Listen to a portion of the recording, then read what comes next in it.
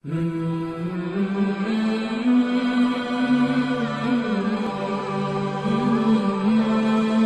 गुज़िश्ता नशिस्त तहत मौलाना शाहिद इमरान आरफी साहब दामत बरकातुहुमुल आलिया, उन्होंने मदीना मुनव्वरा के आदाब, वहाँ के आमाल और वो जिन कैफ़ियत से हमें वक्त गुजारना चाहिए उसका तज़किरा उन्होंने माशाअल्लाह बड़े मुनासिब वक्त में और बहुत ख़ूबसूरत अंदाज़ में आप हज़रात के सामने रखा। अब हम आगे चलते हैं। हमारी आज की आखिरी नशिस्त है कि अय्याम हज जो है वो हमें किस तरह गुजारने हैं। इससे पहले हम इस तरफ जाएं, सिर्फ़ आप ज़बानी इस बात को समझ लें ताकि आपको 1 मिनट में हज समझ में आ जाए, फिर हम उसकी तफसील बाद में पढ़ेंगे। तो हज के 5 दिन हैं। कितने हैं भाई? 5। तो ये अब याद कर लें ज़बानी कि पहले दिन हमने एक काम करना है, दिन नंबर 1, और काम कितने करने हैं? 1। दूसरे दिन 2 काम करने हैं, दिन नंबर 2, और काम भी कितने हैं? 2। तीसरे दिन 3 काम करने हैं, दिन नंबर 3, और काम भी कितने? आसान है। चौथे और 5वें दिन में भी हमें एक एक काम ही करना है। पहले दिन 1 काम, दूसरे दिन 2, तीसरे दिन 3, चौथे दिन 1 और 5वें दिन भी 1। बस ये हज हमारा आसानी से पूरा हो गया। अब वो क्या हैं, उनकी तफासील, उनमें कुछ मसाइल हैं, वो इंशाअल्लाह अब हम शुरू करते हैं। सबसे पहले तो ये समझें कि हज 3 किस्म का होता है। हम जो पाकिस्तान से हज़रात तशरीफ़ लेकर जाएंगे, ख़ास तौर पर वो जिनकी फ़्लाइटें शुरू की हैं, उनका जो हज है वो हज तमत्तो होगा। हज तमत्तो का मतलब है आप जाकर उम्रा करेंगे और बाल कटवाने के बाद एहराम खोल देंगे, फिर दोबारा हज के लिए अलग एहराम आप बांधेंगे 8 ज़िलहज्जा को। तो इसको हज तमत्तो कहते हैं और हमारे अक्सर हाजी यही वाला हज करते हैं। जिनकी फ़्लाइट बिल्कुल आखिर में है, हज के बिल्कुल करीब, वो चाहें तो हज क़िरान कर सकते हैं और ये अफजल भी है। वो क्या कि आप जाकर उम्रा करेंगे, सई कर लेंगे, लेकिन उसके बाद बाल नहीं कटवाएंगे और एहराम भी नहीं खोलेंगे। उसी एहराम की हालत में रहना है और उसी एहराम में ही आपने हज करना है। चूँकि ये मुश्किल इसलिए है कि जो तमत्तो वाले हैं वो तो एहराम खोल कर मज़े से चंद दिन गुजार लेते हैं, फिर दोबारा एहराम बांधते हैं, और हज क़िरान वाला उसी एहराम में उम्रा करेगा, फिर उसी एहराम में ही हज करेगा। दरमियान में उसको स्पेस नहीं मिलती है किसी भी तरह की, तो इसका अजर ज़्यादा है, इसलिए कि इसमें मुश्किल ज़्यादा है। तो जिनकी आखिरी फ़्लाइटें हैं वो ये कर सकते हैं, उनके लिए आसान है, लेकिन जो शुरू वाले हैं उनके लिए फिर ज़रा मुश्किल हो जाता है, इसलिए वो हज़रात हज तमत्तो ही करें। हज इफ़राद ये मक्का में रहने वाले ही कर सकते हैं, हमारे लिए बस इन दोनों में से कोई एक ही मुमकिन है। उसके बाद ये कि हम अय्याम हज की हमें तैयारी करनी है। अब ये अय्याम हज की तैयारी शुरू कौन से होगी? अय्याम हज कौन से हैं? वो 5 दिन। 8 ज़िलहज्जा से शुरू होगा, 8, 9, 10, 11, 12, ये 5 दिन, इनको अय्याम हज कहते हैं। मतलब इन दिनों में आपने हज करना है। लेकिन मसला ये है कि 8 ज़िलहज्जा से पहले आप हज़रात को मक्का मुकरमा से वो यानी जो प्राइवेट वाले हैं उनको भेज देते हैं दूसरी जगहों पर जहाँ पर सरकारी जो है रिहाइश गाहें होती हैं, तो वहाँ से फिर डायरेक्ट आपको मीना में लेकर जाते हैं। अब मसला थोड़ा सा मशवरे के तौर पर समझें।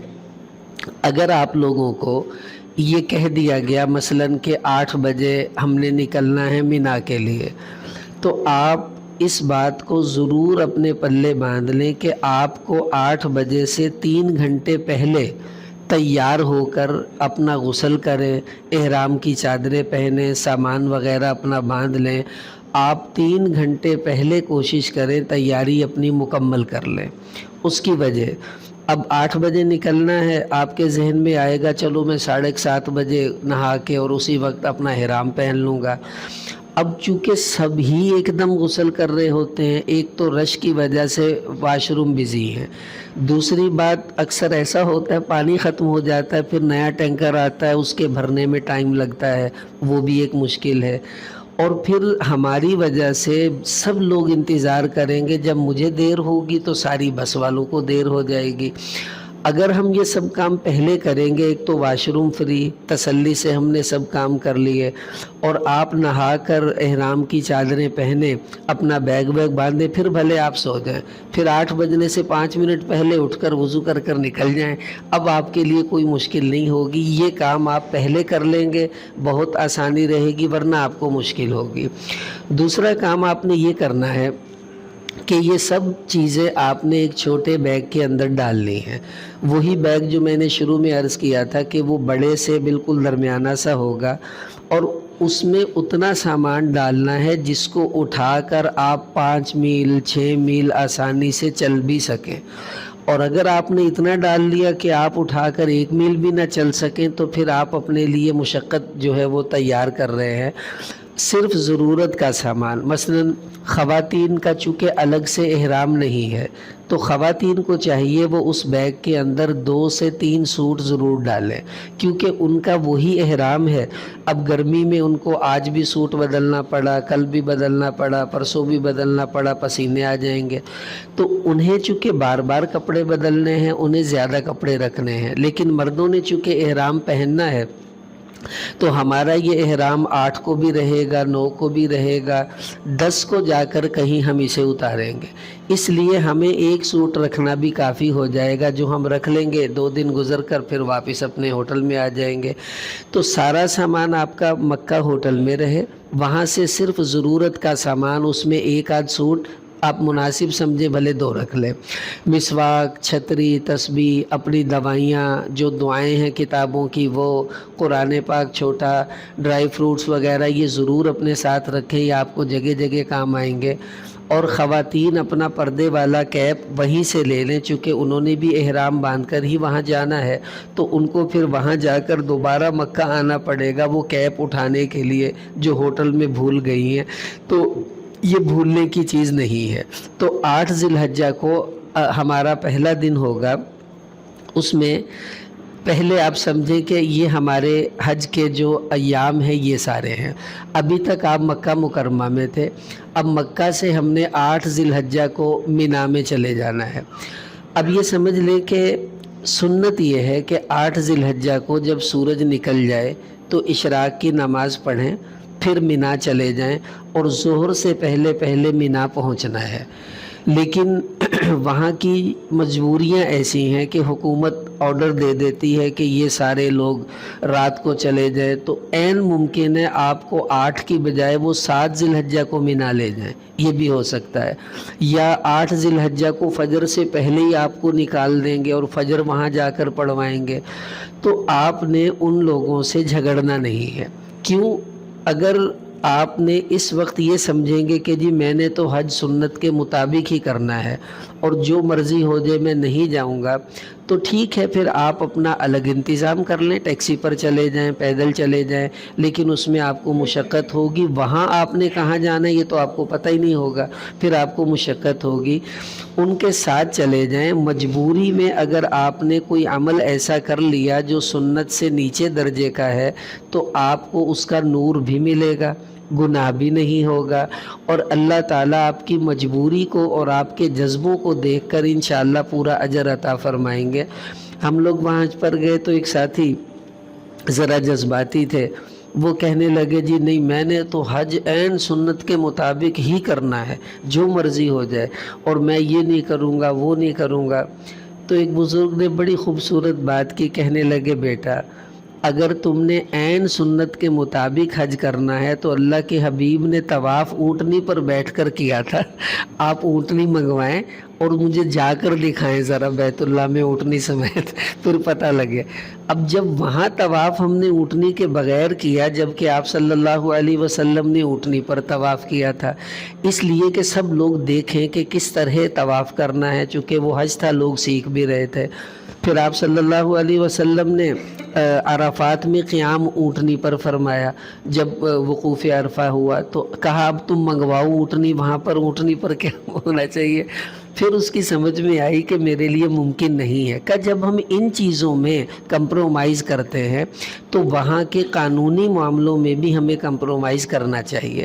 وہ آپ کو ساتھ کو لے جائیں، آپ ساتھ کو ہی چلے جائیں. بلکہ اچھی بات ہے آپ پہلے ہی برکتیں لوٹ لیں جا کر مینا کی، اور 8 کو بھی تو جانا ہی ہے، 7 کو چلے گئے تو کیا ہوا. خیر جب بھی وہ جانے کو کہیں تو 8 ذی الحجہ کو ہمیں مینا ظہر کی نماز سے پہلے پہنچنا ہے، سنت یہی ہے. اس کے بعد پھر یہ پہلے اجمالاً سمجھ لیں، یہاں ہم 8 کو آ گئے ہیں، پھر ہم نے 9 ذی الحجہ کو یہاں مزدلفہ چھوڑ کر سیدھا عرفات میں آنا ہے.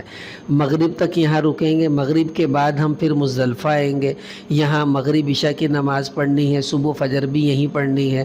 پھر یہاں سے ہم واپس مینا آئیں گے، ادھر کنکریاں ماریں گے، پھر ہم طواف زیارت کے لیے مکہ آئیں گے، واپس پھر مینا، پھر ہم نے مینا میں ہی 12 تک رہنا ہے. تو یہ ہمارے پورے حج کا آنا جانا ہوگا کہ مکہ سے مینا، مینا سے ڈائریکٹ عرفات، پھر مزدلفہ، پھر واپس مینا. تو یہ ترتیب ہوگی. اب اس کی تفصیل ایک ایک کر کے آ رہی ہے. اب حج کے احرام میں جب آپ نے احرام باندھنا ہے اپنے ہوٹل سے ہی باندھنا ہے. ویسے تو ہم عمرے کے لیے جاتے تھے مسجد عائشہ، جعرانہ. اب حج کا احرام باندھنے کے لیے حرم کے اندر ہونا ضروری ہے، اور آپ پہلے ہی حرم میں ہیں تو بس اپنا احرام باندھیے اور وہیں سے ہمیں نکلنا ہے. تو جس ہوٹل میں ہیں اسی ہوٹل میں آپ نے احرام باندھنا ہے، وہیں سے نیت کرنی ہے.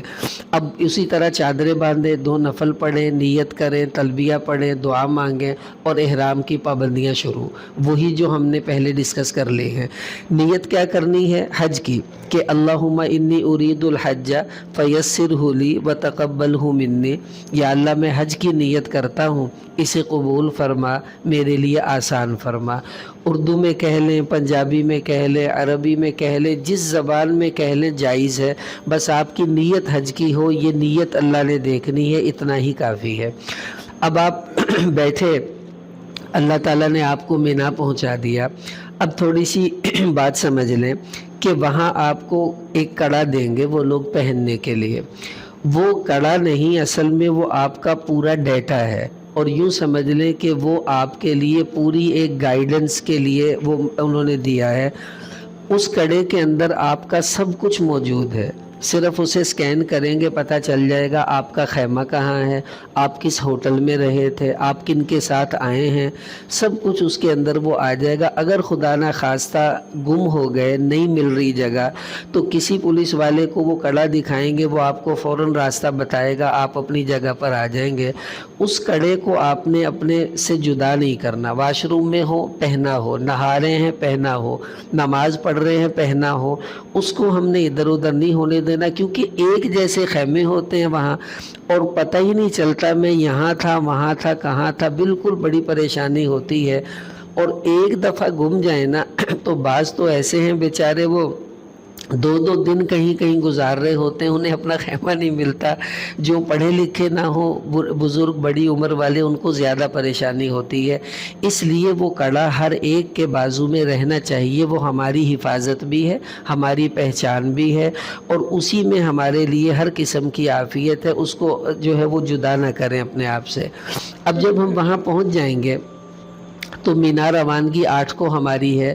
اب ہم نے تلبیہ کثرت سے پڑھنا شروع کر دینا ہے. یہ تلبیہ 10 ذی الحجہ کو جب ہم نے شیطان کو کنکری مارنی ہے اس وقت تک پڑھنا ہے، اس کے بعد تلبیہ ختم ہو جائے گا. تو 8، 9 اور 10 ذی الحجہ کو کنکری مارنے تک یہ 2، 2.5، 2.25 جتنے دن بنیں گے وہ سارے دنوں میں کثرت سے تلبیہ پڑھیں، لبیک اللہم لبیک، اور اس کو بلند آواز سے پڑھیں. اللہ خوش ہوتے ہیں. خواتین ذرا مناسب آواز میں، مرد حضرات بلند آواز میں اس کو پڑھیں. اور جب تلبیہ شروع کریں تو کم سے کم 3 دفعہ پڑھنا سنت ہے. یعنی آپ نے 1 دفعہ پڑھا چھوڑ دینا نہیں، اب 3 دفعہ پڑھ کر اس کو چھوڑنا ہے. یوں سمجھ لیں یہ 3 تلبیوں کا پورا ایک پیکج ہے. جب آپ نے شروع کیا تو 3 پورے کرنے ہیں، 3 دفعہ پڑھیں. اس کے بعد ہم نے، اب حج کا پہلا دن ہے تو میں نے عرض کیا تھا پہلا دن ہم نے ایک ہی کام کرنا ہے. وہ کام کیا تھا کہ احرام باندھ کر مینا میں آ جانا ہے بس. اب جو کام ہم پہلے کر رہے تھے آج بھی وہی کریں گے. مثلاً نماز تو ہم نے مکہ میں بھی پڑھنی تھی, اب مینا میں آئے ہیں تو یہاں بھی نمازیں پڑھنی ہیں, تو 5 نمازیں آپ کی یہاں آئیں گی, ظہر, عصر, مغرب, عشاء اور اگلے دن کی فجر. یہ 5 نمازیں ہم نے مینا میں ہی پڑھنی ہیں. اس کے بعد یہاں کیا کرنا ہے؟ بس تلاوت ذکر میں اپنا وقت گزاریں, دعائیں مانگیں, بزرگوں کی خدمت کریں, کوئی تکلیف آئے اس پر صبر کریں, اور مناسک کا آپس میں مذاکرہ کریں کہ اب آگے ہم نے عرفات میں کیا کرنا ہے, مزدلفہ میں کیا کرنا ہے. جب ایک دوسرے کو سنائیں گے آپ کو یاد بھی ہو جائے گا. اور سب سے بڑی بات یہ کہ اختلاف سے پرہیز کرنا ہے, یہ سب سے اہم بات ہے. وہاں پر جھگڑا نہیں کرنا. ایک تو ہے چیزوں کا جھگڑا, جگہ کا جھگڑا, میں یہاں بیٹھا تھا تم کیوں آ گئے, میں یہاں لیٹا تھا تم کیسے آ گئے, میرا بیگ یہاں تھا یہ کس نے پیچھے کر دیا. نہیں, اللہ کے لیے سب کو برداشت کرے. یوں سمجھ لے کہ آپ لوگوں سے درگزر کرتے جائیں گے, آسمان والا آپ سے درگزر کرتا جائے گا. ہماری نگاہ اوپر ہونی چاہیے, نیچے نہیں ہونی چاہیے, اس کا پورا خیال رکھنا ہے. تو ایک تو ایسا اختلاف نہیں کرنا. دوسرا اختلاف مسلکی اختلاف ہے, مسائل کا اختلاف. وہ یہاں کب ہوگا؟ وہ یہاں ہوگا نمازوں میں. اب تھوڑی اس کی تفصیل سمجھ لیجئے. اصول یہ ہے, پہلے 2 اصول سمجھیں, یہ بہت ضروری ہے تاکہ آپ کو پوری بات سمجھ آئے. پہلا اصول یہ ہے کہ مکہ, مینا, مزدلفہ, عرفات یہ ایک جگہ ہیں یا الگ الگ جگہ ہیں؟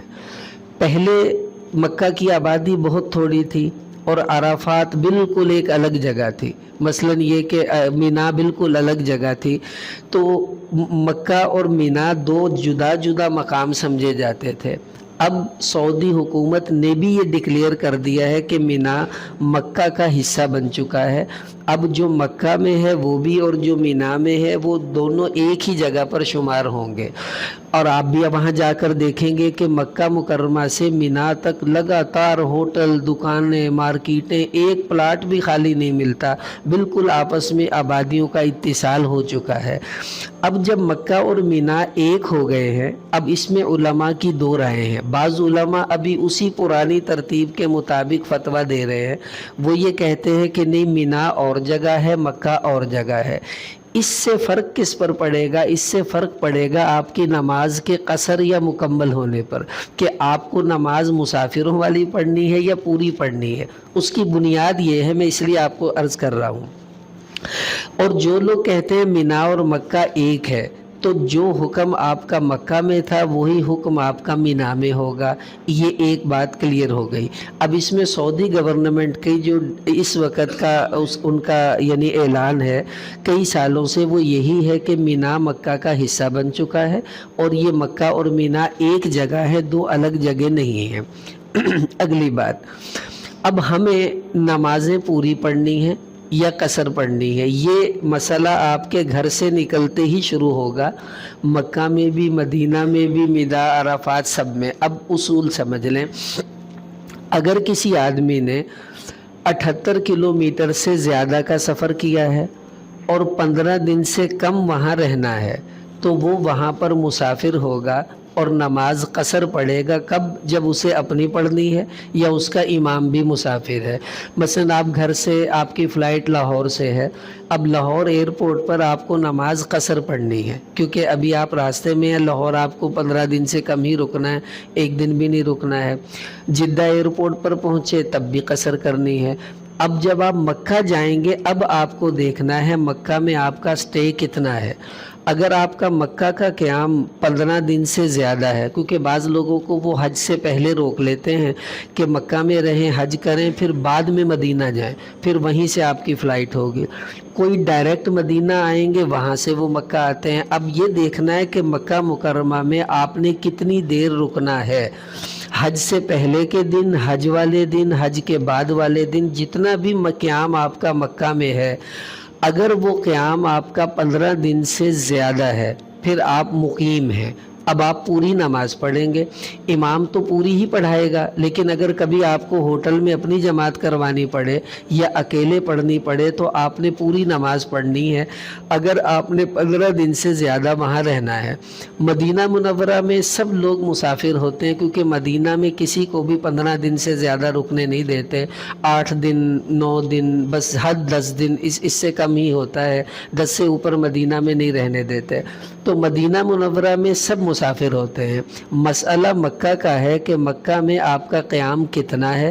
اگر تو کوئی ترتیب ایسی بنتی ہے کہ حج کے دن اور اس سے پہلے والے دن دونوں شامل کریں، یا حج والے دن اور بعد والے دن بھی آپ نے مکہ میں گزارنے، ان سب کو شامل کریں۔ اگر وہ 15 دن سے زیادہ بنتے ہیں تو پھر آپ نے مکہ میں بھی پوری نماز پڑھنی ہے۔ مینا، عرفات، مزدلفہ جہاں بھی ہوں گے آپ مقیم ہیں، آپ کو پوری نماز پڑھنی ہے، کیونکہ مکہ اور مینا ایک جگہ ہے اور عرفات اس کے ساتھ جڑا ہوا ہے اپنا مزدلفہ۔ تو جب یہ ایک جگہ ہے تو ایک ہی حکم ہے، جو مکہ کا تھا وہی مینا کا ہے، پوری نماز ہوگی۔ اور اگر آپ کا قیام مکہ مکرمہ میں 15 دن سے کم ہے، حج والے دن بھی وہ سب ملا کے تھوڑا قیام ہے، 15 سے کم بنتا ہے، پھر آپ مسافر ہیں۔ اب اگر آپ کو اپنی نماز پڑھنی ہے، جیسے مینا میں اپنے خیموں میں نماز پڑھیں گے، تو اب آپ مسافر ہیں، امام بھی مسافر ہے تو آپ 2 پڑھیں گے۔ امام مقیم ہے، وہ 4 پڑھا رہا ہے تو آپ نے 2 رکعتوں پر سلام نہیں پھیرنا، اٹھ کر اپنی 2 رکعتیں اور پوری کرنی ہے۔ اگر آپ مقیم ہیں اور امام مسافر ہے، وہ تو 2 پر سلام پھیرے گا، آپ اٹھ کر پوری کریں گے۔ اگر امام مقیم ہے 4 پڑھائے گا، آپ مسافر ہیں، آپ بھی اس کے پیچھے پوری ہی 4 پڑھیں گے۔ تو اصول یہ ہے اصل میں کہ آپ 15 دن سے زیادہ رکتے ہیں یا کم رکتے ہیں۔ اب اگلی بات سمجھیں کہ اختلاف کہاں ہوتا ہے۔ یہاں ہوتا ہے کہ بعض لوگ یہ کہیں گے نہیں جی ہم نے کسی کو نہیں دیکھنا، ہم نے دیکھنا ہے رسول پاک صلی اللہ علیہ وسلم نے کیا کیا تھا۔ اللہ کے حبیب نے مینا میں قصر پڑھی، عرفات مزدلفہ میں قصر پڑھی، ہم بھی قصر ہی پڑھیں گے۔ بات تو اچھی ہے، لیکن بات کو سمجھنا بھی تو ضروری ہے۔ آپ صلی اللہ علیہ وسلم جب حج کے لیے تشریف لائے تو صرف 9 دن آپ نے مکہ میں قیام کیا ہے، 5 دن حج والے اور 4 دن حج سے 2 پہلے، 1 دن بعد کا، اور پھر آپ واپس سے تشریف لے گئے۔ تو جب حضور صلی اللہ علیہ وسلم کا قیام ہی اتنا تھوڑا تھا، آپ تھے ہی مسافر، تو جب آپ مسافر تھے تو آپ نے قصر ہی پڑھنی تھی۔ ہم بھی تو یہی عرض کر رہے ہیں کہ اگر آپ مسافر ہیں تو مینا میں، عرفات میں، مزدلفہ میں، مکہ میں، آپ ہر جگہ مسافر ہیں، آپ قصر پڑھیں گے۔ اور اگر آپ 15 دن سے زائد ہیں، آپ مقیم ہیں، پھر آپ پوری پڑھیں گے، آپ جہاں بھی ہوں۔ حضرت عثمان رضی اللہ عنہ جب خلیفہ بنے تو وہ بھی قصر پڑھاتے تھے، کیونکہ تھوڑی دیر رکتے تھے۔ پھر بعد میں وہ پوری نماز پڑھانے لگے، اس لیے کہ انہوں نے مکہ میں ایک شادی کی تھی، پھر اپنا گھر وہاں بنا لیا، تو وہ یہ کہتے تھے کہ چونکہ میرا گھر ہے مکہ میں، اب میں یہاں پر آ کر اپنے گھر میں ہوں، مقیم ہو گیا ہوں، اس لیے پھر وہ پوری نماز پڑھانے لگ گئے تھے، اس لیے کہ اب وہ مسافر نہیں رہے۔ آپ بھی اپنی حالت دیکھیں گے آپ کیا ہیں۔ اگر آپ مسافر ہیں آپ کو قصر پڑھنی ہے، آپ مقیم ہیں آپ کو پوری پڑھنی ہے۔ اب کرنا کیا ہے؟ آپ کے خیمے میں مختلف افراد ہیں، بہتر یہ ہے کہ سب خیمے والے، اگر خیمے میں کوئی عالم ہیں، کوئی قاری ہیں، کوئی حافظ ہیں، مشورے سے ان کو اپنا امام مقرر کر دیں کہ جی آپ نے ہمیں یہاں نمازیں پڑھانی ہیں۔ اس لیے کہ مینا میں صرف ایک مسجد ہے، مسجد خیف، اور وہ آپ کے خیمے سے پتہ نہیں کہاں ہوگی، اور جہاں بھی ہوگی آپ ظہر پڑھنے جائیں گے تو عصر ٹائم ہی وہاں پہنچیں گے، وہ اتنی دور ہوگی آپ وہاں نہیں پہنچ پائیں گے، اور اس کے اندر جو مجمع ہوگا وہ اتنا زیادہ ہوگا کہ آپ کو وہاں جگہ بھی نہیں ملے گی۔ اس لیے اپنے خیموں میں ہی نماز پڑھیں، خیمے میں کسی کو امام مقرر کر دیں، وہ امام ہو گیا، باقی کسی کو مؤذن بنا دیں۔ مکہ سے جب چلیں تو وہاں آپ ٹائم دیکھ لیں، جیسے یہ ٹائم لکھے ہوئے ہیں تو وہاں حرم میں جگہ جگہ لگے ہوتے ہیں، وہاں سے تصویر بنا لیں، آپ کو پتہ چلے گا کہ ان وقتوں میں نمازوں کے اوقات ہیں، پھر اسی وقت میں آپ وہاں اپنی نماز پڑھتے رہیں، مینا میں، عرفات میں اور مزدلفہ وغیرہ میں۔ تو اس میں سہولت یہ ہوگی کہ ایک ہی وقت میں نماز ہوگی۔ اب اس میں جو مقیم ہے اگر امام وہ بنا تو سب پیچھے پوری ہی نماز پڑھیں گے، مسافر بھی مقیم بھی، 4 رکعتیں جیسے حرم میں ہم امام حرمین کے پیچھے پوری پڑھیں گے۔ اور اگر یوں ہو کہ خیمے والے 2 ترتیبیں بنا لیں کہ مسافر الگ پڑھ لیں مقیم الگ پڑھ لیں تو بھی کوئی حرج کی بات نہیں ہے، پھر مسافر اپنی 2 رکعت کی نماز پڑھیں گے، مقیم اپنی 4 رکعت کی پڑھیں گے۔ بس جھگڑنا نہیں ہے وہاں، نہیں جی تسی غلط اسی صحیح اسی صحیح تسی غلط، نہیں، ہم حج اللہ کے لیے کرنے جا رہے ہیں۔ مسئلہ میں نے اس لیے عرض کر دیا، جو کر رہا ہے وہ صحیح کر رہا ہے۔ اب آپ بتائیں ایک بندہ مقیم ہے وہ 2 رکعت کیوں پڑھے گا؟ اسے تو 4 ہی پڑھنی ہے نا۔ اب جو مسافر ہے وہ خود سے 4 کیوں پڑھنے لگا؟ اسے تو 2 ہی پڑھنی ہے۔ تو جو کرتا ہے آپ اسے وہی کرنے دیں، وہاں مسلک کی اختلاف مت چھیڑیں، کوئی مسائل نہ چھیڑیں، فضائل کی بات کریں اور اپنے قبر حشر کی فکر کریں، مسئلے نہ چھیڑیں، بس کہیں بھائی جو کر رہے ہیں الحمدللہ آپ کا بھی اللہ قبول فرمائے ہمارا بھی اللہ قبول فرمائے، یہ کہہ کر اپنی بات کو ختم کریں گے، اس میں عافیت ہے۔ یہ مسئلہ یہی عرض کر دیا کہ یہی مزدلفہ میں ہے، یہی مینا میں ہے، سب جگہ یہی مسئلہ چلنا ہے کہ آپ کو نماز پوری پڑھنی ہے یا آدھی، وہ آپ کو اپنی حالت دیکھنی ہے۔ یہ مینا کی سچویشن ہے، دیکھیں اس طرح کے خیمے ہیں، سب ایک جیسے ہیں، خیمے بھی سفید، آپ کے احرام بھی سفید، سارا۔ اب آپ یہاں سے گئے ہیں تو یہ خیمہ بھی اس کے جیسا ہی ہے، کچھ پتہ نہیں چلتا، نمبر لکھے ہوئے ہیں، نمبر آپ کو یاد نہیں، بھول گئے۔ اب آپ کا آنا بڑا مشکل ہے، فون کے ذریعے پہنچ جائیں تو ٹھیک، ورنہ بہت مشکل ہے۔ اس لیے یہاں پر یہ سارا یہ مینا کا جو ہے وہ حصہ ہے، اسی طرح اونچ نیچ میں آپ نے رہنا ہے۔ اب مینا میں ہم نے جو کام تھا وہ ایک ہی تھا، احرام باندھ کر پہلے دن آپ مینا میں آ گئے، وہاں رہ کر نمازیں ہر جگہ پڑھنی ہے، وہاں بھی پڑھ لیں، باقی وقت اپنا تلاوت اعمال دعاؤں میں ہم نے گزارا۔ جی جی ہاں ہاں ہاں ہاں جیسے آپ نے فرمایا کہ کپڑے خیمہ ایک کلر ہے بھائی، جی جی جی وہاں پر پول نمبر اور گلی نمبر وہ ہم لوٹ ہیں۔ ہاں جی بالکل، اپنی یادداشت کے لیے جو پول نمبر ہیں اسی طرح جو اسٹریٹ نمبر ہوں گے وہ یاد کر لیں، لیکن اتنے پول اتنی اسٹریٹیں ہیں وہ نمبر لبنا بھی بڑا اوکھا ہوا، میں کتنے چھڈ آیا وہ پول، جیسے رائے گنج اجتماع پہ 22 نمبر بڑے مشکل ملتے ہیں، تو یہاں بھی یہی ہوتا ہے۔ اگر خدا نہ خواستہ ایسا ہو جائے تو بہتر یہ ہے کہ جو پولیس والے کھڑے ہیں نا آپ ان سے رہنمائی لے لیں، چونکہ انہیں سب علم ہے، وہ آپ کو ذرا جلدی سمجھا دیں گے اور جس انداز میں بھی ہوگا، ورنہ پھر فون پر اپنے ساتھی سے جو رابطہ وغیرہ کر کر وہاں پہنچے۔ لیکن بس وہ کڑا میں نے عرض کیا آپ کے پاس ہوگا نا، اس میں آپ کا سارا ڈیٹا محفوظ ہے، آپ آسانی سے چلے جائیں گے۔ اللہ تعالیٰ بس سب کی حفاظت فرمائے۔ ہمارے ایک ساتھی کہنے لگے حج میں جس کو تکلیف آ جائے نا، گم گیا، کچھ گرمی سردی ہو گئی، کچھ مشقت کھانے پینے کی آ گئی، تو یہ سمجھ لے اس کے حج کی قبولیت کی نشانی ہوتی ہے۔ مانگنی نہیں چاہیے، آ جائے تو خوش ہو جائیں، چلو قبولیت کی مہر لگ گئی بھئی الحمدللہ، تھوڑی بہت تو بھائی سب کو آئے گی۔ اس کے بعد حج کا دوسرا دن ہے، اب 9 ذی الحجہ آ گیا ہے۔ اب ہم نے فجر کی نماز اپنا مینا میں اپنے خیمے میں ہی پڑھنی ہے۔ اب 9 ذی الحجہ کو جب ہم پاکستان میں ہوتے تھے تو کیا کرتے تھے، 9 ذی الحجہ سے لے کے 13 ذی الحجہ کی عصر تک تکبیرات تشریق پڑھتے ہیں ہر نماز کے بعد، اللہ اکبر لا الہ الا اللہ واللہ اکبر وللہ الحمد، یہ وہاں بھی پڑھنی ہے۔ تو چونکہ مینا میں آپ کی فجر ہوگی 9 ذی الحجہ کی، تو آج حج کا دوسرا دن ہے، اور دوسرے دن میں نے کیا بتایا تھا کتنے کام کرنے ہیں؟ 2، ایک وقوف عرفہ اور دوسرا وقوف مزدلفہ، یہ دونوں کام آج ہی ہو جائیں گے، ایک دن میں ہو جائے گا، ایک آج کی رات کا ہو جائے گا۔ اب پہلے تو فجر پڑھی، اس کے بعد تکبیرات تشریق پڑھی، پھر ہم نے عرفات جانا ہے، ناشتہ کیجئے تسلی سے، نہانا ہے نہا لیں، چائے وائے پینی ہے پی لیں، اس کے بعد آپ اپنے گاڑیوں میں بیٹھ جائیں گے اور وہ آپ کو سیدھے لے کر چلے جائیں گے عرفات میں۔ اب جو عرفات ہے اس کی حالت یہ ہوگی، یہ دیکھیں، یہ بالکل پیک جگہ ہے، یہ جو مسجد ہے اس کو مسجد نمرہ کہتے ہیں، یہ عرفہ، یہاں حج کا خطبہ ہوگا۔ باقی یہ جو سڑک ہے، سڑک کے اوپر لوگ بیٹھے ہیں، یہ سارا حصہ مسجد کا ہے۔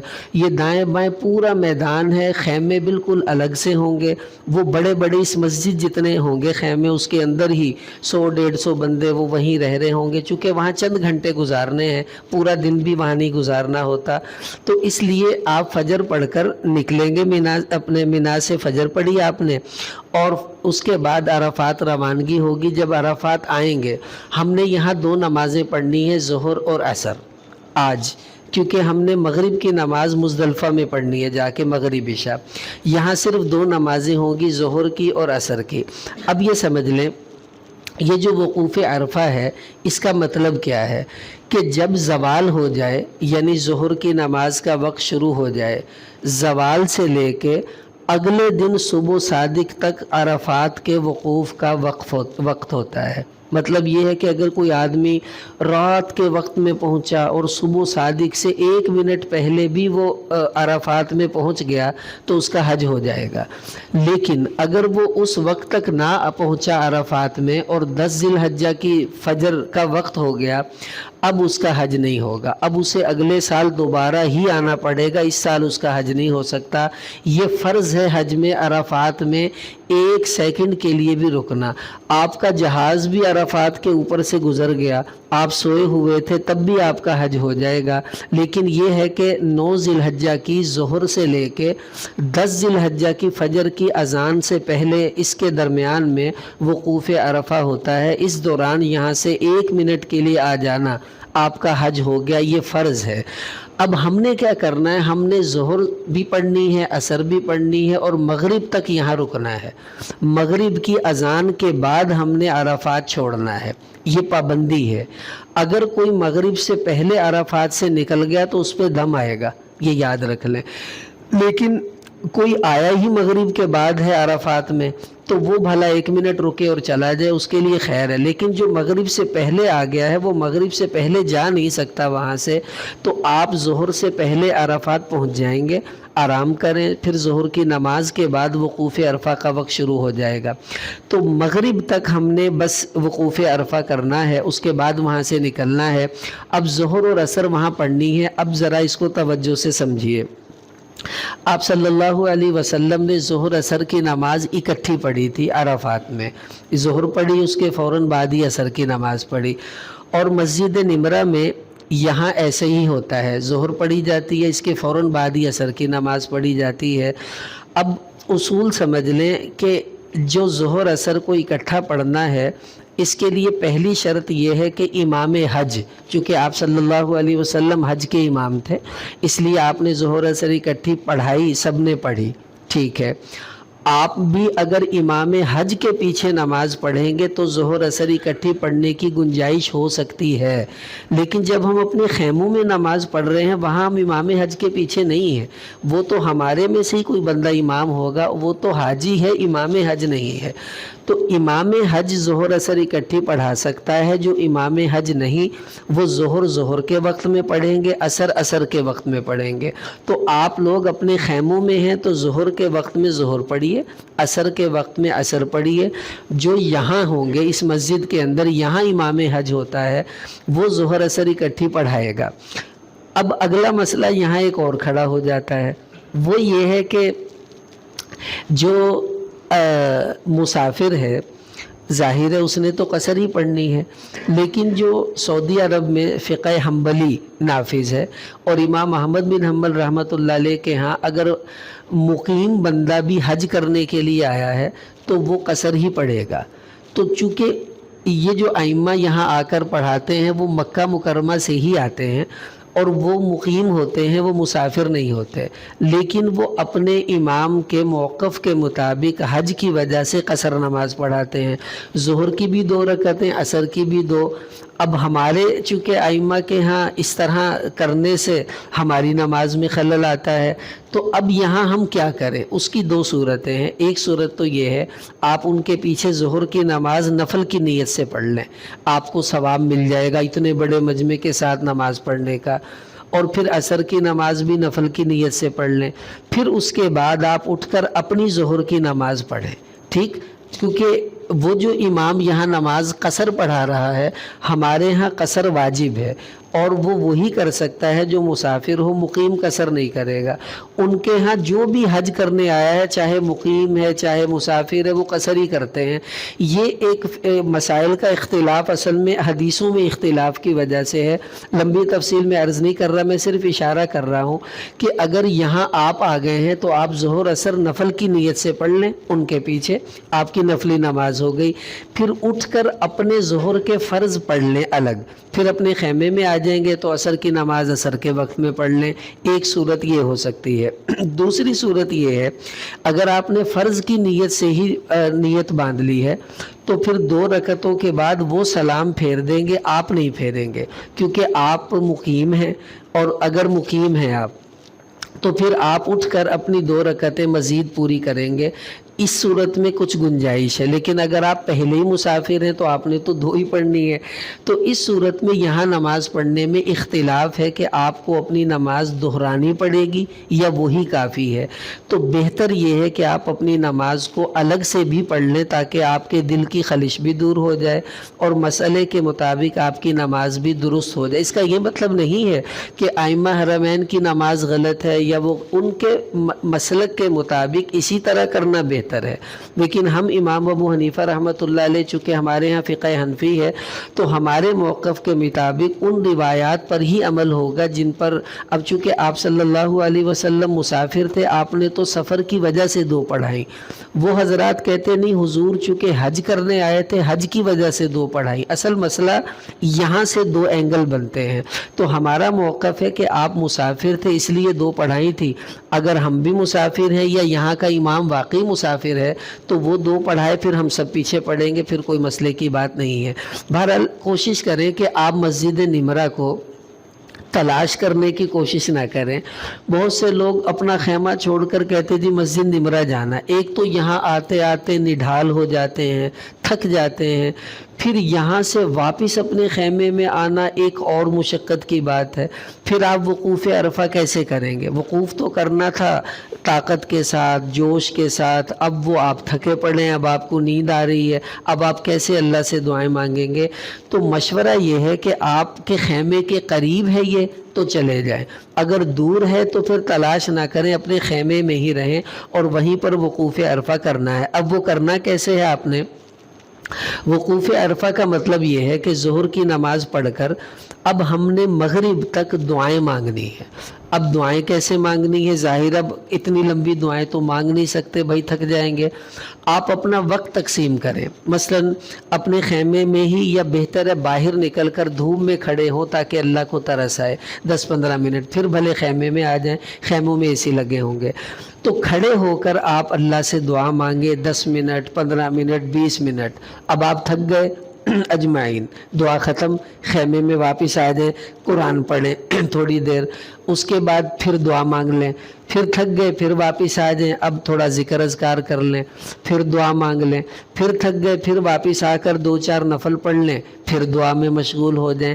مطلب وقفے وقفے سے اصل کام عرفات میں دعائیں مانگنا ہے۔ اس دعا مانگنے کے لیے جب تھک جائیں تو فریش کرنے کے لیے کوئی دوسرے اعمال میں لگ جائیں، تھک گئے ہیں تھوڑا آرام کر لیں، 20 منٹ آدھا گھنٹہ سو جائیں، پھر اٹھ کر دعاؤں میں مشغول ہو جائیں۔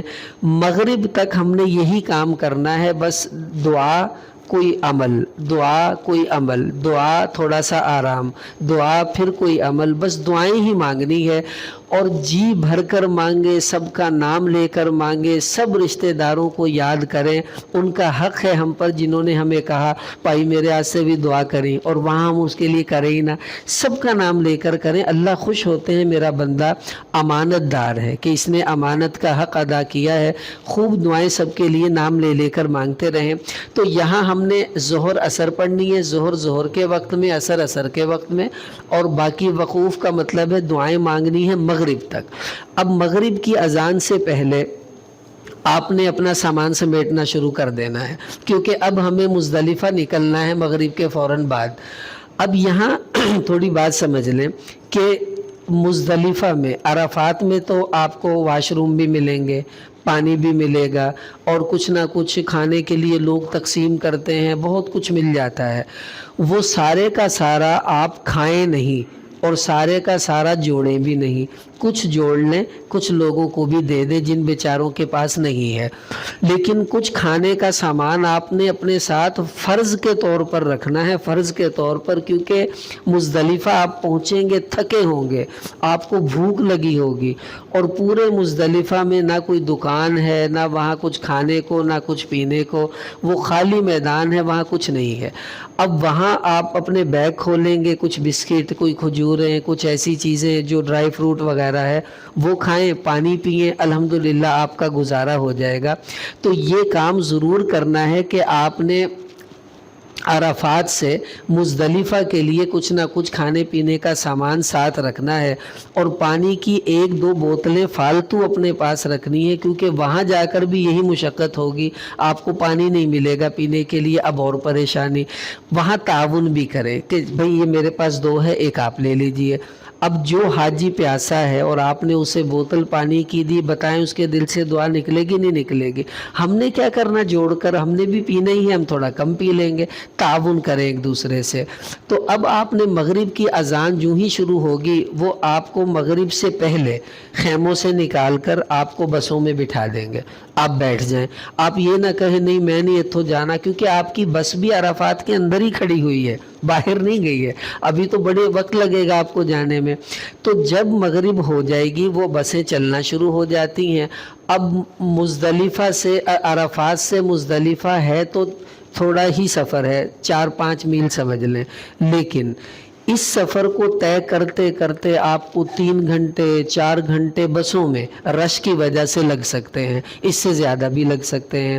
اب اس دوران آپ نے اپنے آپ کو حوصلے میں رکھنا ہے، غصے نہیں ہونا، چھیتی چلا، کیوں نہیں چلا رہے ہیں، ڈرائیور بیچارہ کیا کرے، وہ لائن میں لگا، آہستہ آہستہ ہی چلے گا، بس آپ نے تلبیہ پڑھتے رہنا ہے، اپنے اللہ سے دعائیں مانگتے رہنا ہے، اور ساتھیوں کا خیال کرتے رہنا ہے۔ تھک گئے ہیں تھوڑا سیٹ پر آرام کریں بس میں تسلی سے، تاکہ مزدلفہ میں جا کر آپ مزید اعمال کر سکیں۔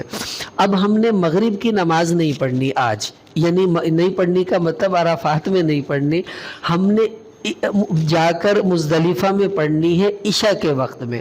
دیکھیے اللہ کا عجیب نظام، اصل میں عبادت کہتے ہیں اللہ کی مان کر چلنا۔ یہاں اللہ نے کہا مغرب اس ٹائم، عشاء اس ٹائم، ہم کہتے ہیں ٹھیک ہے۔ وہاں اللہ کہہ رہے ہیں مغرب نہیں پڑھنی، قضا کر دو، عشاء میں پڑھنی ہے، ٹھیک ہے یا اللہ۔ اب جب قضا کرنے کو کہا تو ہم اب ادا کے وقت میں نہیں پڑھیں گے، کیونکہ رب کا حکم بدل گیا ہے، اور یہاں ادا کرنے کو کہا، قضا کرنا منع ہے، یہاں انشاءاللہ قضا نہیں ہونے دیں گے۔ یہ ہے اصل عبادت کی روح جو اللہ سکھانا چاہتے ہیں۔ اب ہم یہاں سے نکلیں گے، مزدلفہ پہنچیں گے، تو آپ دیکھیں مزدلفہ، یہ مزدلفہ ہے، اس طرح کا خالی میدان ہے، ایک خیمہ بھی نہیں۔ چلو عرفات میں تو آپ کو کچھ خیمے نظر آ ہی جائیں گے، یہاں ایک خیمہ بھی نہیں ہے، بالکل سیدھا رڑا میدان، سڑک اور میدان، اور آپ، اور کچھ بھی نہیں ہوگا، بسیں ہوں گی اور آپ ہوں گے، یہ خالی ہی میدان ہے، اس کو مزدلفہ کہتے ہیں۔ لیکن اب یہاں جا کر ہمیں کرنا کیا ہے؟ ہمیں یہاں پر جا کر یہ کرنا ہے کہ سب سے پہلے مغرب اور عشاء جاتے ہی آپ نے نماز کی ترتیب بنانی ہے۔ آپ مزدلفہ پہنچ گئے، بس سے اتریں، اتر کر سب سے پہلے اپنا سامان ایک طرف رکھیں، جلدی سے وضو کریں۔ ابھی آپ پہلے نماز سے فارغ ہوں، اگلے کام بعد میں دیکھیں گے۔ قریب کہیں وضو خانہ ہے، بنے ہوتے ہیں 2-4 واش روم اور چند ٹوٹیاں وضو کی انہوں نے جگہ جگہ بنائی ہیں، آپ کے قریب ہے وہاں چلے جائیں، ورنہ پانی کی بوتل ہے اسی سے وضو کر لیں جلدی سے۔ سب سے پہلے وضو کریں، ایک اذان ہوگی، ایک ہی اقامت ہوگی، ایک بندہ اذان دے دے، اذان دینے کے بعد سب سے پہلے ہم نے مغرب کے 3 فرض پڑھنے ہیں، سلام پھیر لیا، پھر اونچی آواز سے آپ نے تکبیرات تشریق پڑھنی ہے، تلبیہ وغیرہ پڑھنا ہے۔ اس کے بعد مغرب کی سنتیں نہیں پڑھنی، فوراً عشاء کے فرض پڑھنے ہیں۔ پھر وہی بات، اگر آپ مسافر ہیں تو 2 پڑھیں گے، مقیم ہیں تو 4 پڑھیں گے۔ تو اب عشاء کے فرض پڑھنے کے بعد پھر اسی طرح تکبیرات تشریق پڑھنی ہے اور اپنا تلبیہ وغیرہ پڑھیں۔ اب مغرب کی سنتیں پڑھیں، عشاء کی سنتیں اور وتر پڑھیں۔ اب آپ نماز سے فارغ ہو گئے ہیں، اب آپ نے کیا کرنا ہے؟ اب یہاں مزدلفہ میں آپ کا کوئی کام نہیں ہے، صرف آرام کرنے آئے ہیں۔ مزدلفہ میں بھائی کیا کرنے آئے ہیں؟ آرام۔ آپ صلی اللہ علیہ وسلم نے کتنی شفقت فرمائی اپنی امت پر، مزدلفہ میں آ کر آپ سوئے، اور اس رات ہمارے نبی صلی اللہ علیہ وسلم نے تہجد نہیں پڑھی جان بوجھ کر۔ کیوں؟ اگر حضور پڑھتے ہر حاجی کوشش کرتا اور یہاں آ کر بس ہو جاتی ہے، تہجد جو ہوگا بندہ رہندہ ہی نہیں، اتنا تھک جاندہ۔ تو حضور نے تہجد چھوڑ دی تاکہ میری امت یہ سمجھے آج تہجد نہ پڑھنا ہی سنت ہے، چلو بھائی آرام کرو، اور ان کی نیند پوری ہو، ان کی تھکاوٹ دور ہو جائے۔ اللہ کے حبیب نے یہاں بھی امت کا خیال کیا، ورنہ حضور کو کیا تھکاوٹ، ہم جیسوں کو تو ہوگی۔ خیر، اب آپ نے ایک کام تو یہ کرنا ہے، یہاں آرام کرنا ہے۔ دنیا میں سب سے برکت والی نیند مزدلفہ کی ہے۔ آپ اپنی زندگی کا تجربہ کر لیں، یہاں آپ صرف 10 منٹ سوئیں گے، اور جب اٹھیں گے تو آپ کو یوں لگے گا پتہ نہیں 10 گھنٹے سوئے، ویسے جسم فریش ہو چکا ہوگا۔ اللہ نے اتنی برکت رکھی ہے مزدلفہ کی نیند میں۔ سونا لازمی ہے، نیند نہ بھی آئے تو آرام ضرور کریں۔ اب آرام کے لیے آپ نے عرفات سے اپنے ساتھ وہ جو نیچے کمفرٹ وغیرہ ہوں گے وہ اٹھا لینے ہیں، وہ آپ ہی کے ہیں، آپ ہی کے لیے رکھے گئے ہیں۔ یا الگ سے ملیں تو ٹھیک ہے، ورنہ وہ بھی لے سکتے ہیں، یا اپنے ساتھ کوئی چادر، کوئی چٹائی وہ آپ نے اپنے بیگ میں رکھنی ہے، بیڈ شیٹ وغیرہ۔ وہاں سڑک ہی ہوگی، میدان ہوگا، اسی کے اوپر بچھائیں۔ اور اگر ہوا والا تکیہ آپ اپنے ساتھ لے جا سکتے ہیں تو یہ بہت اچھا ہوگا، یہاں بازاروں سے مل جاتے ہیں، وہ بیگ میں فولڈ کر کے رکھیں اور یہاں مزدلفہ میں ہوا بھریں اور آرام سے سو جائیں، کیونکہ وہاں تکیہ نہیں، اصل مسئلہ تکیے کا ہوتا ہے، وہ نہیں ملنا ہمیں۔ اور بغیر تکیے کے اکثر لوگوں کو نیند بھی نہیں آتی، اور کچھ ہے بھی نہیں جس کا تکیہ بنا لیں ہم، تو وہ اپنے ساتھ بیگ میں رکھیں گے، وہ آپ کو جگہ جگہ کام دے گا۔ حرم میں بھی کام دیتا ہے، بندے نے حرم میں کمر سیدھی کرنی ہے، اس میں ہوا بھری، نیچے رکھا، چل بھائی تھوڑا سو بھی گیا تو کوئی مسئلہ نہیں ہے، وہ آپ اپنے ساتھ بیگ میں رکھیں گے، سہولت رہے گی۔ اب ایک تو یہاں آرام کرنا ہے، دوسرا کام ہے کہ آپ نے کنکریاں یہیں مزدلفہ سے لینی ہے۔ مسئلہ یہ نہیں ہے کہ یہاں سے لینا ضروری ہے، آگے سے ملیں گی نہیں، آپ کو یہیں سے ملنی ہے۔ وہاں بکھری پڑی ہیں کنکریاں، تو وہ آپ نے کھجور کے دانے کے برابر، تقریباً مٹر کا جو دانہ ہے اس سے بڑی ہو، کھجور کی گٹھلی سے تھوڑی چھوٹی ہو، مطلب مناسب مقدار میں جو کنکریاں ہیں وہ اکٹھی کریں۔ تو 70 کنکریاں تقریباً ایک بندہ چنے گا اپنے لیے، 70 کنکریاں۔ یہ کہاں استعمال ہونی ہے؟ یہ مینا میں ہونی ہے۔ اچھا، اب کنکریوں کو آپ رکھیں گے کہاں؟ ظاہر ہے حرم میں، اس کے احرام میں تو جیب ہوتی نہیں ہے اور آپ کے پاس کچھ نہیں ہے، تو وہاں آپ نے یہ کرنا ہے، پانی کی چھوٹی بوتلیں آپ کے پاس جگہ جگہ وہاں پڑی ہوگی، جو چھوٹی بوتل ہے، اس پانی کی چھوٹی بوتل میں 70 کنکریاں گن کر ڈال لیں، وہ انشاءاللہ اس میں آ جائیں گی، اور اس کا منہ بند کریں اور اسے بیگ میں ڈال لیں۔ اب جب کنکریاں مارنے جانا ہے، یہ بوتل ساتھ لے کر جائیں، اس میں سے نکالتے جائیں، مارتے جائیں، بند کر کے رکھ لیں، وہ آپ کا پکا ایک محفوظ ہو جائیں گی کنکریاں۔ تو 70 کنکریاں یہیں سے آپ نے اپنے لیے چننی ہے۔ اب ایک یہاں کرنے کا کام ہے، اگر آپ اس کی نیت کر لینا، یقین کریں آپ کا حج قبول ہی قبول ہے۔ جو بوڑھے لوگ ہیں نا وہ، اور جو بیچاری بوڑھی خواتین وہ، یہ اب یہاں پہنچ گئے نا مزدلفہ، ای بڑی غنیمت ہے۔ ہن انہوں کو چلو آپ دیاں کنکریاں آپ ہی اکٹھیاں کرو، یہ ان کے لیے زیادتی ہے۔ ہمیں اللہ نے ہمت دی ہے، ہم نے جہاں 70 اکٹھی اپنی کرنی ہے ان کی بھی کر لیں، اور 70 کنکریاں اکٹھی کر کے ان کو لا کر دے دیں۔ اب جب انہیں پتہ چلے گا مجھے کنکریاں اکٹھی نہیں کرنی پڑی، مل گئی ہیں، اب جو وہ دل سے آپ کے لیے دعا کرے گا نا، یہ سیدھی اللہ کے عرش پر جائے گی، اور جب بھی وہ کنکریاں مارے گا اسے آپ یاد آئیں گے، کنکریاں فلانے نے مینوں دتیاں سی، وہ وہاں بھی آپ کے لیے دعا کرے گا، وہ آپ کو بھولے گا نہیں، اور آپ اسے 10 سال بعد بھی کہیں ملیں گے، کہیں گے اے منڈائن نے مینوں کنکریاں لے آ کے دتیاں سی۔ یہ ایسی نیکی ہے جو وہاں جا کر آپ کو پتہ چلے گا، جب آپ اپنی اکٹھی کریں گے نا تو مشکل لگے گا۔ تو یہ خدمت ہے، آپ ایک بندے کی خدمت اپنے ذمے لے لیں۔ آپ کے گروپ میں جو بوڑھا ہے کہیں بابا جی آپ کی کنکریاں میں لاؤں گا، آپ نے ٹینشن نہیں لینی، بس سمجھ لو آپ کی دعائیں انشاءاللہ اس بابا جی کی آپ کے لیے لگ گئیں۔ اور خواتین کو اس مشقت میں نہ ڈالیں، ان کی کنکریاں ہم خود اکٹھی کریں اور انہیں لا کر دیں، جو بھی ہمارے گروپ میں ہوں ان کے محرم حضرات اس کا اہتمام کریں۔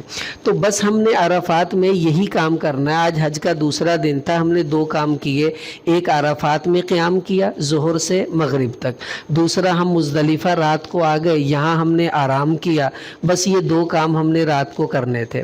اب اگلا اس میں وقوف عرفہ ہے، وہ شروع ہوگا اگلے دن کی 10 تاریخ کو۔ آج حج کا تیسرا دن ہے۔ اب تیسرے دن میں نے عرض کیا تھا ہم نے 3 کام کرنے ہیں۔ ان 3 کاموں میں یہ وقوف مزدلفہ پچھلے دن کے ساتھ جڑا ہوا ہے، کیونکہ آپ نے رات مزدلفہ میں گزاری، صبح اٹھ کر فجر کی نماز اندھیرے میں پڑھیں گے اذان ہوتے ہی، لیکن وقت آپ نے دیکھ لینا ہے فجر کی اذان ہوتی کب ہے۔ اکثر وہاں جو ہے نا یہ بسوں والے، آپ دی اپنی اذان دے دیں دے وقت سے پونا گھنٹہ پہلی اذان دے کے کہیں گے نماز پڑھو، نکلے وہ پتہ چل رہا بعد چو جا کے نماز تا سی پہلی پڑھ لی، فجر دا تے ٹائم بھی نہیں ہویا۔ ایسے بھی ہو جاتا ہے، آپ نے وقت دیکھنا ہے، ٹائم ہو گیا اذان دیجئے، فجر کی نماز پڑھیں۔ اور یہ آسان سی بات ہے، مزدلفہ میں قیام کرنا جو ہے وقوف مزدلفہ یہ واجب ہے۔ اگر کسی آدمی نے فجر کی نماز مزدلفہ میں پڑھ لی، اس کا وقوف ہو گیا، وہ ابھی جا سکتا ہے مینا جانا چاہے تو، لیکن سنت یہ ہے جب سورج نکلنے لگے تب آپ مینا کی طرف جائیں۔ آپ صلی اللہ علیہ وسلم نے ایسا ہی کیا تھا، کچھ دیر فجر کے بعد آپ نے کھڑے ہو کر اللہ سے دعائیں مانگی، اور دعائیں مانگتے مانگتے سورج نکلنا شروع ہو گیا، اسی دوران پھر آپ مینا کی طرف چلے گئے۔ آپ بھی ایسا ہی کریں گے کہ فجر پڑھ کر پھر وہاں اندھیرے میں پڑھیں گے، اس کے بعد وقوف مزدلفہ یعنی کھڑے ہو کر دعائیں مانگنا، جیسے مینا میں آپ نے دعائیں مانگی تھی ایسے ہی مزدلفہ میں بھی اب دعائیں مانگنی ہے، جی بھر کر اپنے رب سے مانگے جو مانگنا ہے۔ اب یہ سارے کام سمجھ لیں ہمارے 2 دن کے تھے۔ اب آج حج کا تیسرا دن ہے، ہم نے مینا جانا ہے، فجر پڑھ کر تھوڑی دیر رک کر نکلنا ہے۔ اب آج تیسرا دن ہے، آج 3 کام کرنے ہیں۔ کتنے بھائی؟ 3۔ وہ 3 کام کیا ہیں؟ ان میں سب سے پہلا کام یہ ہے کہ ہم نے کنکریاں مارنی ہے، یہ رمی کرنی ہے، وہ بعد میں عرض کرتا ہوں تفصیل۔ تو سب سے پہلے مینا میں جا کر ہم نے کنکری مارنی ہے، اس کے بعد ہماری قربانی ہوگی، اس کے بعد ہم نے سر کے بال کٹوانے ہیں۔ یہ 3 کام ہم نے آج تیسرے دن میں کرنے ہیں۔ قربانی کا مسئلہ میں الگ عرض کروں گا تفصیل سے، فی الحال یہ سمجھ لیں کہ یہ 3 کام تیسرے دن کرنے ہیں، کنکری مارنا، قربانی کرنا اور اپنے سر کے بال کٹوا کر احرام اتار کر دوسرے کپڑے پہن لینا۔ اب آپ فارغ ہو گئے ہیں احرام کی پابندیوں سے۔ تو یہ تیسرا دن حج کا جو ہے 10 ذی الحجہ، آج 3 کام کرنے ہیں۔ اب آپ جب مینا آئیں گے سب سے پہلے آپ نے اپنے خیمے میں آنا ہے، مینا کے اندر جو آپ کا خیمہ ہوگا اس میں آ کر آپ اپنا کچھ دیر آرام کرنا چاہیں کر لیجئے۔ آپ کو لازم نہیں ہے کہ سیدھے ہی کنکریاں مارنے جائیں، آپ وہاں آرام کریں، کچھ کھائیں پئیں، نہانا چاہتے ہیں نہا لیں، اس کے بعد کنکریاں مارنے چلے جائیں۔ کوئی پابندی نہیں کہ ابھی سیدھا ہی جانا ہے، آپ نے اپنی طبیعت کو دیکھنا ہے، جو کام بھی کرنا ہے وہ بشاشت سے کرنا ہے، تھکاوٹ ڈھیلے ڈھالی حالت میں نہیں کرنا، اس میں حج کا مزہ نہیں آئے گا۔ تو اب مینا پہنچے تو پہلا کام ہم نے کنکریاں مارنی ہے۔ اب آج ہم نے صرف ایک شیطان کو کنکری مارنی ہے، ویسے تو روزانہ 3 شیطانوں کو کنکریاں لگیں گی، لیکن آج پہلا دن ہے تو اب صرف ایک کو مارنی ہے، وہ بھی بڑے شیطان کو، باقی کو چھوڑیں گے، اور 7 کنکریاں آج صرف لگیں گی اس ایک شیطان کو، باقی نہیں۔ اب یہاں پہلے ایک بہت توجہ سے مسئلہ سمجھیں۔ بعض لوگ کہتے ہیں یار میری کنکریاں بھی تو ہی ماریا، اور اکثر خواتین کہتی ہیں میں تھکی ہوئی ہوں آپ میری طرف سے بھی کنکری مار رہے ہیں۔ خوب توجہ سے یہ مسئلہ سمجھ لیں، ہر بندے نے اپنی کنکری خود مارنی ہے۔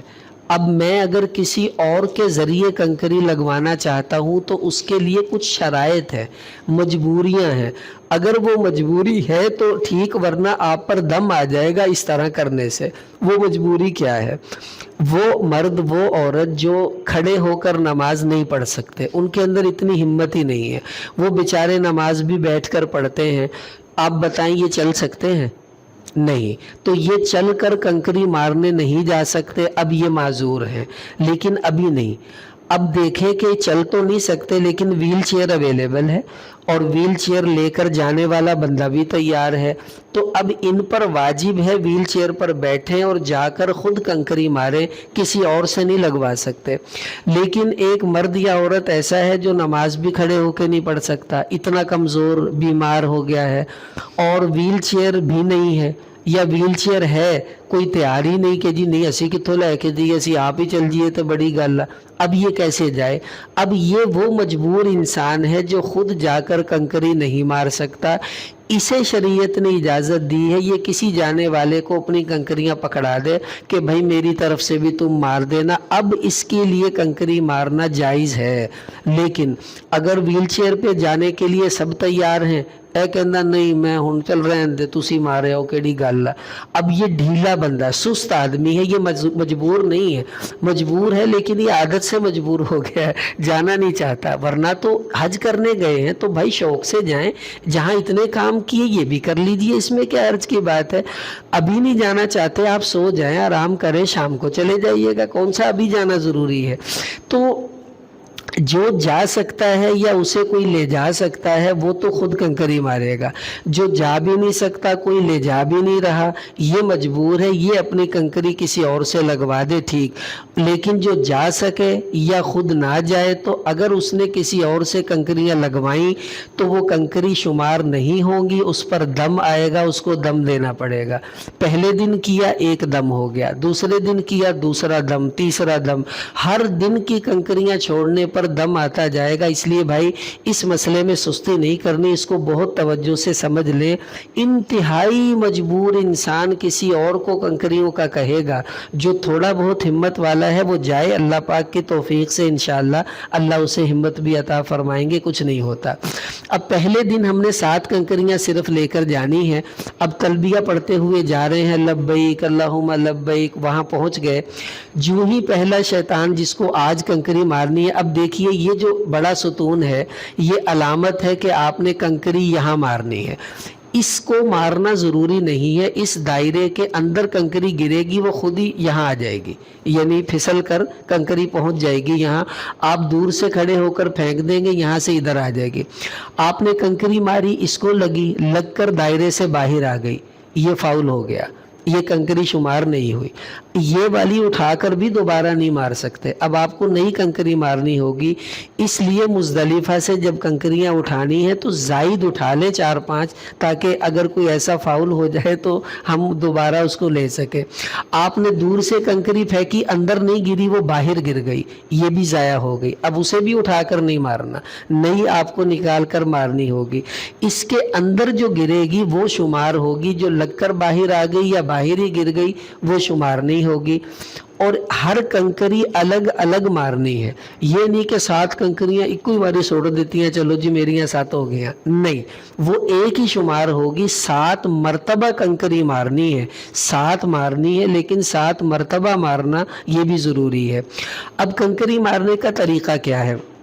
مثلا یہ کنکری ہے تو اس کنکری کو آپ نے شہادت والی انگلی اور انگوٹھے کے درمیان میں یوں پکڑنا ہے، یہ طریقہ ہے، اس طرح کنکری پکڑیں گے اور یہ والی دعا پڑھ لیں گے، بسم اللہ اللہ اکبر رغما للشیطان وردن للرحمن، کہ میں اللہ کے نام سے مارتا ہوں، وہ سب سے بڑا ہے، اور یہ کنکری شیطان مردود کو رسوا کرے گی اور اللہ کو خوش کرے گی۔ اگر آپ کو نہیں آتی کوئی بات نہیں، آپ صرف بسم اللہ پڑھ دیں، یہ بھی کافی ہے، اتنا تو کر سکتے ہیں نا، بسم اللہ ہی پڑھ دیں چلے انشاءاللہ، یہ بھی کافی ہے۔ تو یہ کنکری یوں پکڑنی ہے اور بسم اللہ اللہ اکبر یوں پھینک دینی ہے، اور وہ اس کے اندر دائرے میں خود چلی جائے گی، یوں ہر مرتبہ الگ کنکری اور ہر دفعہ بسم اللہ اللہ اکبر یہ دعا پڑھ کر پھینکنی ہے۔ تو 7 کنکریاں آپ نے آج مارنی ہے، اور یہ کنکریاں مارنا ہمارا ایک کام ہو گیا، آج 3 کام تھے نا کرنے والے، پہلا کام کنکری مارنا تھا، یہ آپ دوپہر کو لگا لیں صبح جاتے ہی مار لیں، عصر کے بعد، مغرب کے بعد، صبح صادق سے پہلے پہلے آپ کو جب موقع ملے آپ یہ کر سکتے ہیں، اس میں کوئی مسئلہ نہیں ہے، جب آپ کو سہولت ہو، لیکن کرنا یہ آج ہی کرنے کا کام ہے۔ اس کے بعد آپ کی ہوگی قربانی، اور قربانی کے بعد آپ نے اپنے سر کے بال اتروا دینے ہیں۔ مردوں کا بھی یہی حکم ہے، خواتین کا بھی یہی حکم ہے۔ تو آج 3 کام کرنے تھے، یہ ایک کام ہو گیا، قربانی وہ حکومت کرے گی اور بال آپ خود کٹوا دیں گے۔ جو ہی آپ نے بال کٹوا لیے، اب احرام کی ساری پابندیاں ختم۔ اب احرام کی چادریں اتاریں، نہائیں، جو کپڑے آپ لے کر گئے تھے اپنے بیگ میں ایک سوٹ ڈال کر وہ آپ پہن لیں، اور ویسے ہی اب رہیں۔ اب آپ کو دوبارہ احرام نہیں باندھنا، اب آپ کا حج کی احرام کی پابندیاں آج ختم ہو گئی ہیں۔ اب ذرا قربانی کا مسئلہ سمجھ لیں بہت توجہ سے۔ دیکھیں، پہلے تو ترتیب یہ تھی کہ قربانی آپ اپنی کریں تو اس کی بھی اجازت تھی۔ مینا میں بڑی منڈی لگتی تھی، لوگ جاتے تھے، خود خریدتے، وہیں ذبح کرواتے۔ دوسری صورت یہ تھی کہ ایک ہی بندہ سب سے پیسے لے کر وہاں جاتا اور سب کے جانور ذبح کرواتا، اور انہیں فون کر کے کہہ دیتا تیرا بھی ہو گیا، تیرا بھی ہو گیا، وہ لوگ اپنے بال کٹوا لیتے تھے۔ اس دفعہ حکومت نے تھوڑا نظام بدلا ہے، وہ یہ بدلا ہے اب انڈیویجول کوئی قربانی نہیں کر سکتا، نہ ہی بینکوں والے کروا سکتے ہیں، نہ آپ اپنی کروا سکتے ہیں، نہ کسی بندے کو دے سکتے ہیں۔ اگر کسی نے ایسا کیا اور انہیں پتہ چل گیا کہ انہوں نے الگ قربانی کی ہے، وہیں سے آپ کو وہ ڈیپورٹ کر دیں گے، واپس بھیج دیں گے۔ اتنی سختی انہوں نے اس دفعہ کی ہے۔ اب یہ ہے کہ آن لائن پیسے حکومت کو جمع کروانے ہیں، حکومت ہی سب کی قربانی اپنے طرف سے کرے گی، اور وہ کرتے ہیں، جو کہتے ہیں وہ کر دیتے ہیں۔ تو آپ انشاءاللہ یا یقین رکھیں آپ کی قربانی ہوگی، ٹھیک۔ اب جو مسئلہ پیش آئے گا وہ سمجھ لیں، وہ تھوڑا سا گھمبیر ہے لیکن آسان ہی ہے۔ وہ گھمبیر یہ ہے کہ حج میں ترتیب واجب ہے، پہلے کنکری مارنا، پھر قربانی کرنا، پھر بال کٹوانا۔ یہ کام تینوں لگاتار کرنے ہیں، آگے پیچھے نہیں کرنے۔ اب مسئلہ یہ ہے، پہلے ہوتا تھا، مجھے پتا ہوتا تھا میری قربانی رات کو 8 بجے ہوگی، اگلے دن 10 بجے ہوگی، تو میں 10 بجے کے بعد بال کٹوا سکتا تھا۔ لیکن اب جو نظام ہے اس میں کسی بندے کو وقت کی تعین نہیں ہے کہ آپ کی قربانی کب ہونی ہے۔ مثلا پیسے آپ نے دے دی، اب اللہ جانے آپ کی آج ہو، کل ہو، پرسوں ہو، اور کس وقت ہو یہ آپ کو نہیں پتا۔ اب اس صورت میں آپ یہ یقین رکھیں گے کہ بھائی میری قربانی انشاءاللہ ہو گئی ہے۔ جب آپ نے کنکریاں مار لینی ہے، مارنے کے بعد آپ تھوڑا سا انتظار کریں، گھنٹہ 2 گھنٹے، اور یہ یقین رکھیں کہ انشاءاللہ میری قربانی انہوں نے سب سے پہلے ہی کر دی ہوگی۔ بھائی اس امید پر آپ اب اپنے بال کٹوا دیجئے، اور بال کٹوانے کے بعد آپ احرام سے نکل جائیں گے، آپ پر کسی قسم کا کوئی دم نہیں آئے گا۔ اب مسئلہ سمجھ لیں، امام ابو حنیفہ رحمۃ اللہ علیہ کے ہاں ترتیب واجب ہے کہ قربانی کے بعد بال کٹوانے ہیں، اگر کسی نے پہلے کٹوا لیے اس پر دم آئے گا۔ لیکن حنفیہ میں سے امام ابو یوسف اور امام محمد رحمۃ اللہ علیہ اور باقی ائمہ، امام شافعی، امام احمد بن حنبل، ان سب کے ہاں حج میں یہ جو ترتیب ہے یہ واجب نہیں ہے، سنت ہے، اور سنت آگے پیچھے ہو جائے تو کوئی دمشم نہیں آتا ہے۔ اب اس وقت جو حکومت نے ترتیب بنائی ہے اس ترتیب کے مطابق اب صاحبین کے قول پر فتویٰ علماء نے دے دیا ہے، اور وہ فتویٰ یہ ہے کہ اب اس حالات میں ترتیب واجب نہیں رہی بلکہ سنت ہو گئی ہے آپ کے لیے ان صورتوں میں جن میں آپ کو اختیار ہے۔ مثلا آپ کنکری پہلے ماریں گے، بال بعد میں کٹوائیں گے، یہ تو آپ کے اختیار میں ہے نا۔ اب آپ ایسا نہ کریں کہ پہلے بال کٹوا دیں بعد میں کنکری مارے، اب آپ پر دم آئے گا۔ قربانی کا مسئلہ آپ کے اختیار سے نکل چکا ہے، اس میں آپ کو پریشان نہیں ہونا۔ آپ نے کنکری مارنے کے بعد 2-3 گھنٹے انتظار کریں، اس کے بعد آپ سمجھیں آپ کی قربانی ہو گئی ہے، اور آپ بال کٹوا کر اسی دن احرام سے نکل جائیں۔ اب احرام کی پابندیاں ختم ہو گئی ہیں۔ بھائی مسئلہ سمجھ میں آ گیا نا؟ وہاں آپ نے جی حکومت کی طرف سے میسج بھی آتا ہے۔ ہاں، وہ پہلے سچویشن اور تھی، اب اور ہے۔ اگر میسیج آیا ہے تو پھر اس میں سمجھ لیں، یہ اچھا ہوا، اللہ آپ کو جزا دے۔ اگر تو میسیج کی ترتیب ہے تو پھر یہ ہوگا جب تک آپ کا میسیج نہیں آئے آپ کو بال نہیں کٹوانے، اور اگر وہ یہ کہیں بھئی میسیج ویسیج نہیں ہے بس آپ سمجھیں آپ کی ہو گئی ہے، تو پھر یہ کام کرنا ہے جو میں نے عرض کیا ہے، کچھ وقت انتظار کریں اور پھر آپ اپنے بال کٹوا لیں گے تو انشاءاللہ آپ کا حج ہوگا، آپ پر کوئی دم نہیں آئے گا، آپ نے بالکل پریشان نہیں ہونا، اللہ قبول کریں گے انشاءاللہ خیر ہے۔ یہ ایک مقولہ بعض اوقات بڑا کام آ جاتا ہے، جی اللہ نے قبول کرنا کوئی گل نہیں، یہ بڑا اہم مقولہ ہے، ایسے موقعوں پر دل کو تسلی دیں انشاءاللہ ہو گیا ہے۔ اچھا، اب یہاں اور ایک بات سمجھیں، اب ایک کام اور ہے جس کو طواف زیارت کہتے ہیں، وہ میں نے تیسرے دن میں شامل نہیں کیا، اس لیے کہ اس کا کوئی دن مقرر نہیں ہے، وہ آپ 10 کو کریں، 11 کو کریں، 12 کی مغرب سے پہلے جب چاہیں کر لیں، چونکہ وہ اس میں آپ کو اختیار ہے تو وہ آپ جب چاہیں گے کر لیں گے۔ جس طرح وقوف عرفہ فرض تھا ایسے ہی طواف زیارت بھی فرض ہے، اس کے بغیر آپ کا حج پورا نہیں ہوگا۔ تو اب یہاں ایک مسئلہ سمجھ لیں، عمرے میں جب ہم بال کٹواتے ہیں تو ہر چیز ہمارے لیے حلال ہو جاتی ہے، اس میں خوشبو اور یہ ساری چیزیں اور میاں بیوی کا آپس کا ملنا بھی حلال ہو جاتا ہے، لیکن حج کے احرام میں بال کٹوانے سے باقی سب چیزیں تو حلال اور جائز ہو جاتی ہیں، میاں بیوی کا آپس کا ملنا حلال نہیں ہوگا جب تک طواف زیارت نہیں کر لیتے، یہ سمجھ لیں۔ اگر کسی نے طواف زیارت سے پہلے آپس میں مل لی ہے تو بھائی پھر دم آئے گا اور وہ یہ بڑا سخت کام ہو جائے گا، اس لیے جب تک طواف زیارت نہ ہو میاں بیوی ایک دوسرے کے لیے حلال نہیں ہوتے ہیں، تو یہ ضروری پابندی ہے۔ اب وہ طواف زیارت آپ کی مرضی ہے، آپ 10 کو ہی کر لیں، آپ 11 کو کر لیں، آپ 12 کو کر لیں، جب آپ کو سہولت ہو وہ آپ کر سکتے ہیں۔ اگر آپ کو آج ہی کرنا ہے تو پھر آپ کنکریاں لگائیں، کنکریاں مارنے کے بعد آپ سیدھے نکل جائیں۔ اب دیکھیں اس کی 2 شکلیں ہیں مکہ مکرمہ جانے کی، ایک شکل پیدل راستہ ہے جو سنگوں کے بیچ سے نکلتا ہوا جائے گا، سفر تو بن جاتا ہے کوئی 14-15 کلومیٹر تقریباً، لیکن سب لوگ جا رہے ہیں محسوس نہیں ہوتا، راستے میں جگہ جگہ لوگ پانی دے رہے ہوتے ہیں، کھجوریں دیتے ہیں، آپ پانی پیتے ہوئے کھجوریں کھاتے ہوئے آرام سے پہنچ جائیں گے انشاءاللہ پتہ نہیں چلے گا۔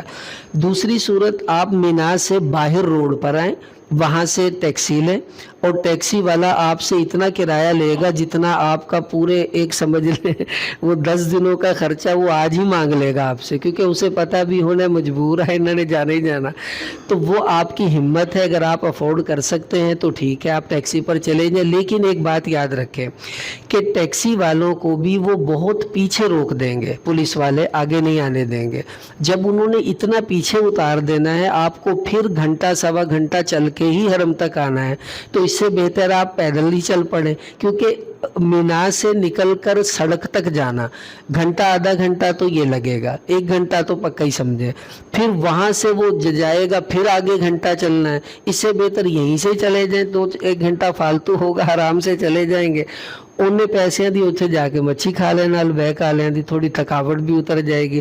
تو مشورہ یہ ہے اگر آپ میں ہمت ہے تو بھائی وقفے سے آرام کرتے رکتے رکاتے چلے جائیں گے، انشاءاللہ آسان ہے، فوارے لگے ہوئے ہیں راستے میں پانی کے، وہ آپ کے اوپر گرے گا ٹھنڈا ٹھنڈا، آپ کو فیل ہی نہیں ہوگا، انشاءاللہ آسانی سے چلے جائیں گے، ہمت کریں۔ ہم تھے، ہمارے ساتھ کچھ بزرگ بھی تھے، ہم نے ان سے مشورہ کیا، انہوں نے کہا جی پیدل ہی جانا ہے۔ اب جب ہم نے ان کی ہمت دیکھی تو ہمارے میں بھی آگے بھی چلو ہم بھی چل رہے بھائی، اب وہ بیچارے تھوڑا سا چلتے پھر بیٹھ جاتے، چلتے بیٹھ جاتے، لیکن الحمدللہ پہنچ گئے، پھر واپس بھی اسی طرح ہم آئے، اور ان کے پاؤں میں اتنے موٹے موٹے بیچاروں کے چھالے پڑ گئے، اور ظاہر ہے اتنا کبھی چلے ہی نہیں، پھر تھے بھی ذرا وزنی اور زیادہ پریشانی ہوئی، لیکن ہمت کی انہوں نے، الحمدللہ اللہ نے ان کا حج بھی قبول کیا ہوگا۔ تو اب آپ کو دونوں اختیار ہیں، پیدل جائیں ٹیکسی پر جائیں، بہرحال آپ طواف زیارت کے لیے چلے جائیں گے۔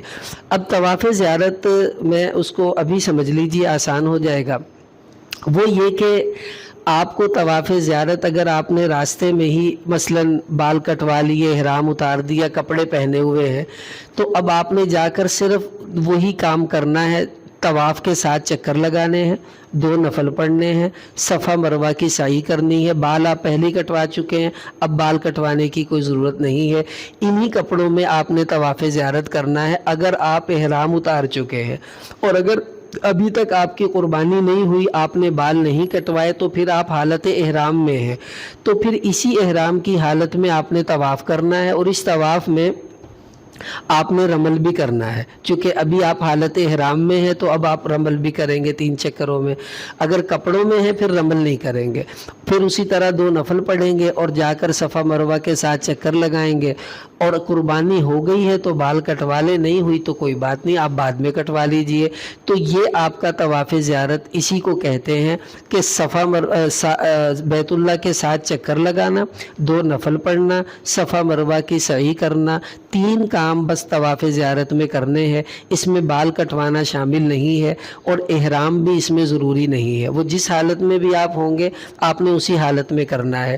10 کو کر سکتے ہیں 10 کو کر لیں، 11 کو کرنا چاہتے ہیں 11 کو کر لیں، 12 ذی الحجہ کی مغرب سے پہلے کر لیں۔ اگر 12 ذی الحجہ کی مغرب ہو گئی اور آپ نے طواف زیارت نہیں کیا تو بھائی ایک تو آپ پر دم آ گیا، دوسرا پھر یہ کہ آپ کو وہ طواف زیارت پھر کرنا ہی پڑنا ہے، وہ آپ سے ساقط نہیں ہوگا، اس لیے یہ ضرور کریں۔ اب مسئلہ سمجھ لیں، بعض خواتین کے لیے اس کو پریشانی ہوتی ہے، اگر ایام حج میں خواتین کو ماہواری آ جاتی ہے تو وہ بالکل نہ گھبرائیں، اس لیے کہ حج کے کسی کام میں پاک ہونا ضروری نہیں ہے۔ مثلا مینا میں رکیں، نماز نہیں پڑھیں گی، باقی سارے کام کریں گی، ذکر دعائیں وغیرہ۔ عرفات چلی جائیں، نماز نہیں پڑھیں گی، دعائیں مانگیں گی، سارے کام کریں گی۔ پھر مزدلفہ آئیں گی، نماز نہیں پڑھیں گی، آرام کریں، صبح اٹھ کر دعائیں مانگ لیں۔ پھر مینا آئیں، کنکری ماریں، قربانی ہوگی، بال کٹوا دیں، اس کسی کام میں پاک ہونا ضروری نہیں، لیکن طواف زیارت کے لیے عورت کا پاک ہونا ضروری ہے، کیونکہ طواف مسجد میں ہوگا۔ اب اس کے لیے اسے انتظار کرنا پڑے گا پاک ہونے کا، جب پاک ہو غسل کرے پھر طواف زیارت کرے۔ خدا نہ خواستہ ایسا ہوتا ہے کہ اس کی فلائٹ کے دن آ گئے ہیں، وہ پاک بھی نہیں ہوئی، اب فلائٹ سے پہلے وہ پاک ہو نہیں سکتی اور بعد میں طواف زیارت کیسے کرے گی، وہ تو واپس چلی جائے گی۔ اب یہ سمجھ لیجئے بہت توجہ سے، اب آپ کو چاہیے کہ فلائٹ کینسل کروائیں، اس کو آگے کروائیں، تھوڑا خرچ کرنا پڑے گا لیکن طواف زیارت ضروری ہے۔ اگر نہیں کیا، ایک تو حج پورا نہیں ہوا، دوسرا یہ عورت اپنے خاوند کے لیے حلال نہیں ہوگی، یہ پھر مستقل مسئلہ ہے، دوبارہ کب آنا ہوگا، اس لیے وہ اپنی فلائٹ آگے کروائیں۔ اگر یہ نہیں ہو سکتا اور جانا بھی ضروری ہے، آگے بھی نہیں ہو سکتی، اب طواف زیارت بھی نہیں کیا جا سکتا، تو آخری حل یہ ہے اسی ناپاکی کی حالت میں طواف زیارت کرے گی، 7 چکر لگائے بیت اللہ کے، نفل نہ پڑھے، اور جا کر صفا مروہ کے 7 چکر لگائے، اور اس کے بعد حدود حرم میں ایک گائے ذبح کروانی پڑے گی ان کو، پھر یہ اپنے وطن واپس چلی جائیں۔ یہ آخری حل ہے، اگر خدا نہ خواستہ فلائٹ بھی کینسل نہیں ہو رہی، دوبارہ آنے کی صورت بھی نہیں بنے گی، خرچہ نہیں ہوگا وغیرہ وغیرہ، تو پھر یہ حل ہے، اسی حالت میں کر لیں طواف زیارت، اور پھر گائے کی قربانی وہاں حدود حرم میں ذبح کروائیں اور واپس چلی جائیں۔ یہ ہو سکتا ہے، ورنہ پھر وہ پہلے والے کام کرنے پڑیں گے، لیکن پریشان نہ ہو، انشاءاللہ اللہ تعالیٰ سب کے لیے آسانیاں فرمائیں گے۔ اگر مدینہ جانا ہو وہ تو آپ کینسل کروا سکتے ہیں نا ایجنٹ سے کہہ کر بھی ابھی ہم نہیں جا رہے، ہم بعد میں چلے جائیں گے، باقی فلائٹ کی پرابلم ہوتی ہے وہ موقع پر دیکھ لیں، اللہ سب کے لیے آسانی کرے۔ خیر، یہ 10 ذی الحجہ حج کا تیسرا دن تھا، ہم نے کنکریاں مار لی، قربانی ہو گئی، بال کٹوا لیے، طواف زیارت بھی آپ نے کر لیا۔ اب آج حج کا اچھا ہاں، قربانی کے حوالے سے سمجھ لیں کہ قربانیاں، ایک تو حج والی قربانی سب نہیں کرنی ہے، وہ تو ظاہر کرنی پڑے گی، اس کے علاوہ آپ میں سے جو لوگ صاحب نصاب ہیں انہوں نے پاکستان میں بھی قربانی کرنی تھی، یہ والی جو بڑی عید پہ ہم کرتے ہیں وہاں بھی وہ والی قربانی ان کے لیے کرنا اسی طرح لازم ہے، لیکن اس کا اختیار ہے، یہ والی قربانی آپ پاکستان میں بھی کروا سکتے ہیں، وہاں بھی کروا سکتے ہیں، وہ آپ کی مرضی ہے۔ فون کر دیں یار میرا بھی ایک حصہ رکھ لینا، تو وہ آپ کی یہاں ہوگی، حج والی وہاں ہوگی، اور بڑی عید والی وہ یہاں بھی کروا سکتے ہیں، وہاں بھی کروا سکتے ہیں۔ لیکن اگر کوئی حاجی ایسا ہے جو مسافر ہے، مطلب یہ کہ وہ حج کے دنوں میں وہاں مسافر ہے، تو مسافر پر قربانی واجب نہیں ہوتی، پھر صرف ایک حج والی واجب ہے، دوسری وہ کرنا چاہے تو اچھی بات ہے، نہ کرے تو اس پر کوئی گناہ نہیں ہوگا۔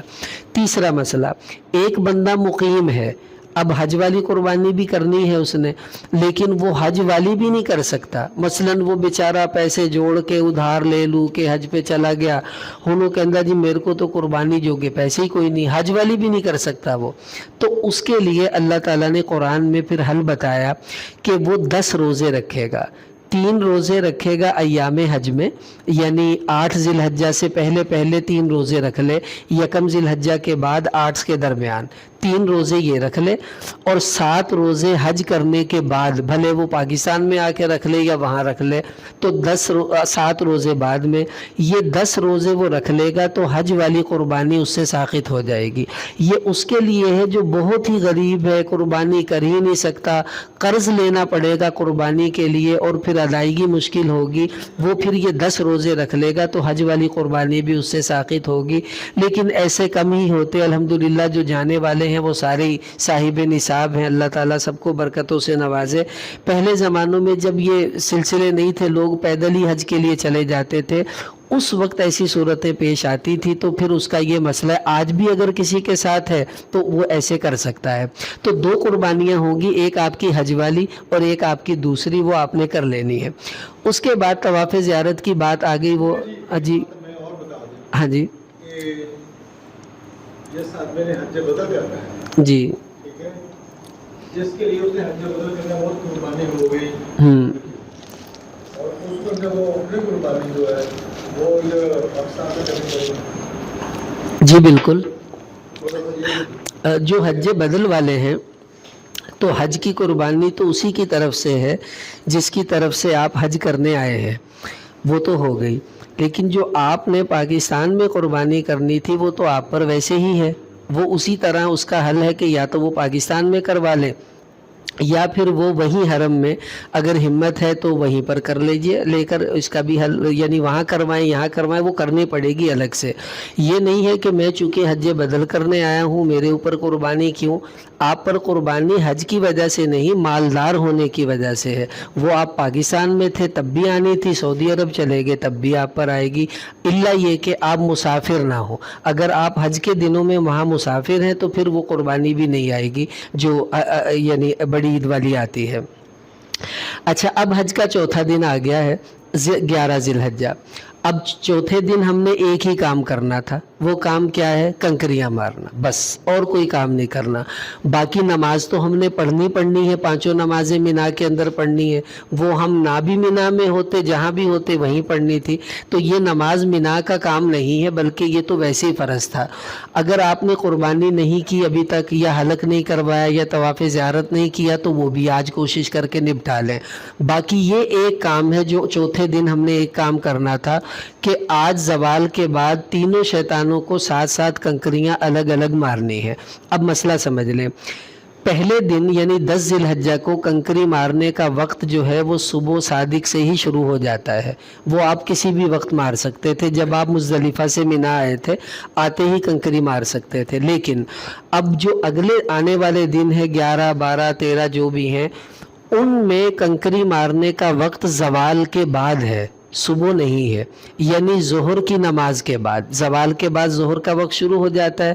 اب آپ کنکری مار سکتے، اس سے پہلے اگر کنکری ماری تو وہ شمار نہیں ہوں گی، دوبارہ پھر مارنی ہوں گی، یہ خیال رکھنا ہے۔ اب زوال کے بعد اسی طرح آپ فوراً چلے جائیں، ٹھیک، شام کو جانا چاہیں آپ کی مرضی۔ آج آپ نے 21 کنکریاں مارنی ہے تینوں شیطانوں کو، پہلے چھوٹے شیطان کو اسی طرح ہاتھ میں پکڑیں گے، 7 کنکری ماریں گے۔ اب اگلے کے اور اس کے درمیان میں جو وقفہ ہے، کنکری مار کے فارغ ہوئے، تھوڑا آگے جا کر وہاں اپنے دعا مانگنی ہے، یہاں اس کی تصویر نہیں ہے ورنہ میں دکھاتا۔ تو خیر، تو ایک شیطان کو کنکری ماری تو اگلے اور پچھلے کے درمیان میں آپ نے بیت اللہ کی طرف منہ کر کر دعا مانگنی، یہ سنت ہے، حضور علیہ السلام نے مانگی تھی۔ پھر دوسرے کو 7 کنکری ماری تو تیسرے اور دوسرے کے درمیان میں پھر کھڑے ہو کر دعا مانگنی ہے جو بھی دل میں آئے۔ پھر جب تیسرے کو ماریں گے اب دعا نہیں مانگنی، اب وہاں سے واپس آ جانا ہے۔ بس آج یہ ایک ہی کام ہم نے کرنا تھا، وہ ہم نے کر لیا۔ اب حج کا آخری دن آ گیا، 5वां दिन 12 ज़िलहज्जा। आज भी एक ही काम करना है, नमाज़ें तो पढ़नी है, अगर तवाफ़ ज़ियारत नहीं किया वो भी आज जल्दी कर ले, वरना एक ही काम है, तीनों शैतानों को कंकरियां मारना, बिल्कुल उसी तरह जैसे हमने पहले मारी थी। ज़वाल के बाद जाएंगे, साथ साथ कंकरियां तीनों शैतानों को मारेंगे, और पहले के बाद भी दुआ, दूसरे को कंकरी मार कर भी दुआ, तीसरे के बाद दुआ नहीं मांगनी, वहाँ से आपको वापस अपने खेमे में आना है और फिर वही नमाज दुआ जो भी आप अल्लाह ताला तौफीक दे वो अमाल करें। अब आज जब आप फारिग हो गए 12 ज़िलहज्जा के बाद, कंकरी मारते ही अब आपका हज मुकम्मल हो गया है। आप अपने खेमे होटल में वापस मक्का आना चाहें तो आ जाएं, लेकिन मशवरा ये है कि आप 13 ज़िलहज्जा का दिन, छठा दिन भी वहीं कंकरी मार कर आएँ, इसलिए कि रसूल पाक सल्लल्लाहु अलैहि वसल्लम ने 12 ज़िलहज्जा को कंकरी मारी, लेकिन आप मक्का तशरीफ़ नहीं लेकर गए, मिना में रुके और मिना में ही रहे, रात गुजारी। अगले दिन 13 ज़िलहज्जा को यानी हज के छठे दिन आप सल्लल्लाहु अलैहि वसल्लम ने फिर कंकरियाँ मारी और फिर आप मक्का मुकरमा तशरीफ़ लेकर गए। अगरचे 13वें की कंकरी मारना ज़रूरी नहीं, लेकिन बंदा हज पर जाता है तो कम अज़ कम हिम्मत कर कर वो तो करे ना जो मेरे बस में है, ये मैं कर सकता हूँ। लेकिन होता पता क्या है, वहाँ खैमों में थोड़ी सी तंगी मुश्किल, बंदा कहना बस यार चलिए चलिए, और लोग अक्सर चले जाते हैं। अरबों को देखा है वो माशाल्लाह हिम्मत करते हैं, अल्लाह सबको तौफीक दे, हमारे लोग भी करते हैं। अब मैं आपको एक मशवरा देता हूँ कि एक मशवरा तो ये है कि आप 12 की कंकरी मारकर मक्का ना जाएं, मिना में रुकें।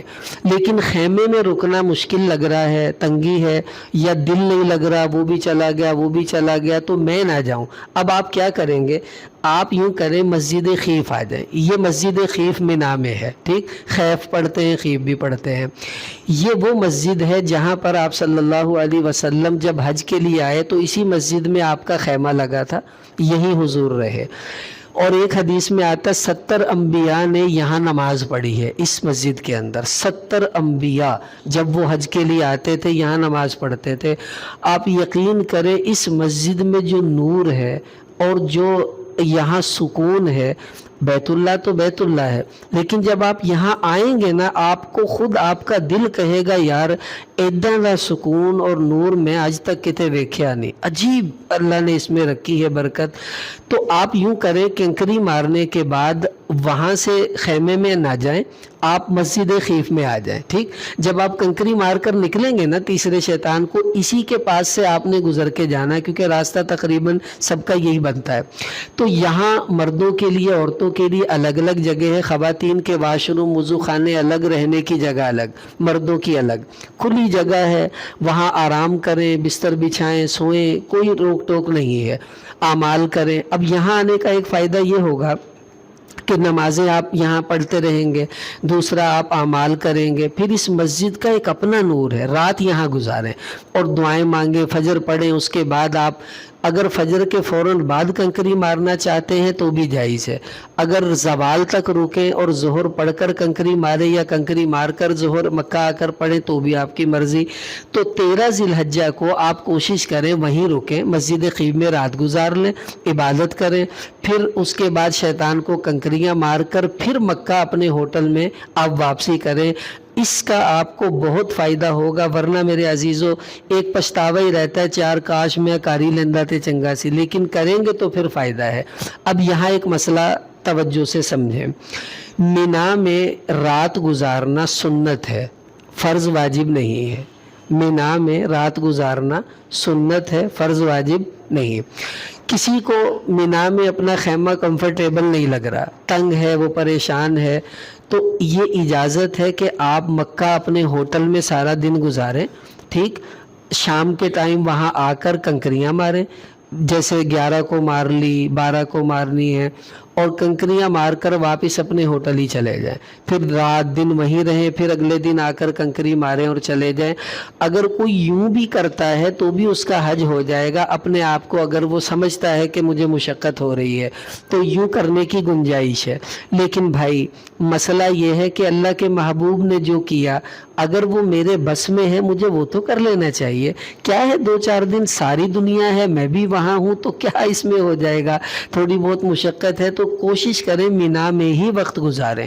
اگر آپ کو دقت ہے تو آپ مکہ جا سکتے ہیں اور صرف کنکری مارنے مینا آئیں اور واپس پھر چلے جائیں، اس کی بھی اجازت ہے، ہو سکتا ہے یہ۔ اب آپ نے واپس مکہ چلے گئے اپنے ہوٹل میں، اب عام لوگوں کی طرح رہے، اب صرف ایک کام رہ گیا ہے، وہ ہے طواف وداع، یہ واجب ہے۔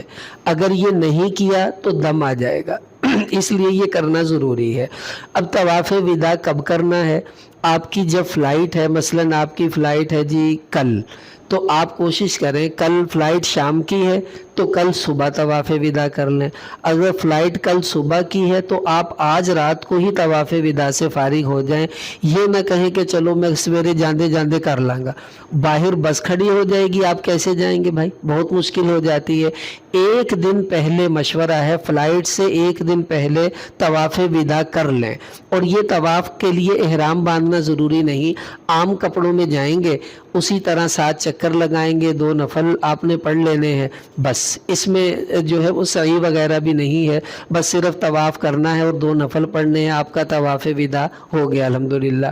اب طواف وداع کرنے کے بعد مزید طواف کرنا چاہیں جتنے چاہے کریں، وہ کوئی مسئلہ نہیں ہے۔ یہ نہیں ہے کہ طواف وداع کے بعد آپ جا ہی نہیں سکتے، آپ طواف ہی نہیں کر سکتے، جتنے چاہیں کریں، لیکن پہلے کر لیں گے تو آپ کے سر سے بوجھ اتر جائے گا، آپ تیاری ریلیکس ہو کر کریں گے اور آپ کو دقت نہیں ہوگی، ورنہ یہ ایسا بوجھ ہے جو آپ کو کام بھی نہیں کرنے دے گا اور پھر مشقت علیحدہ رہے گی۔ تو خواتین بھی کوشش کریں کہ ایک دن پہلے عام کپڑوں میں ہی جا کر، جیسے ہم طواف کرتے ہیں عام، تو یہ طواف اسی طرح ہوگا۔ اگر کسی نے نہیں کیا اور وہ واپس آ گیا تو بھائی دم دینا پڑے گا حدود حرم میں، اور اس کا کوئی حل نہیں، یا پھر آ کر طواف کریں۔ اچھا، اب اس میں پھر وہی مسئلہ کہ اگر کسی خواتین کو ماہواری کا معاملہ شروع ہو گیا، اب طواف وداع کیا نہیں ہے اور اوپر سے فلائٹ کا وقت آ گیا ہے، تو اس صورت میں اگر خواتین طواف وداع چھوڑ کر واپس آ جائیں گی تو ان پر دم بھی نہیں ہے اور ان کے لیے کسی قسم کا کوئی نقصان بھی نہیں ہے، بس اللہ نے ان کا طواف وداع ویسے ہی قبول کر لیا۔ طواف زیارت کی معافی نہیں ہے عورت کو بھی، لیکن طواف وداع کی ایسی خواتین کو اللہ نے معافی دے رکھی ہے کہ اگر وہ کسی مجبوری کی وجہ سے یہ ماہواری کی چھوڑ دیں تو پھر ان پر گناہ نہیں ہوگا، بشرطے کہ وہ پاک نہ ہو اور ان کی فلائٹ کا وقت آ جائے۔ اگر وہ پاک ہو گئی ہے تو پھر طواف وداع کرنا ہی واجب ہے، اب نہیں کریں گی تو اب ان پر بھی دم آئے گا، کیونکہ اب یہ ان کی اپنی سستی کی وجہ سے ہوا ہے، ورنہ یہ سب کو کرنا ہے۔ اس کے بعد آپ فارغ ہو گئے، اب آپ کو واپس اپنے وطن آ جانا ہے۔ اب پاکستان آ کر حج کی کارگزاری سارے سنیں گے آپ سے، دسو جی کی میں حج ہوندا کی ہوندا؟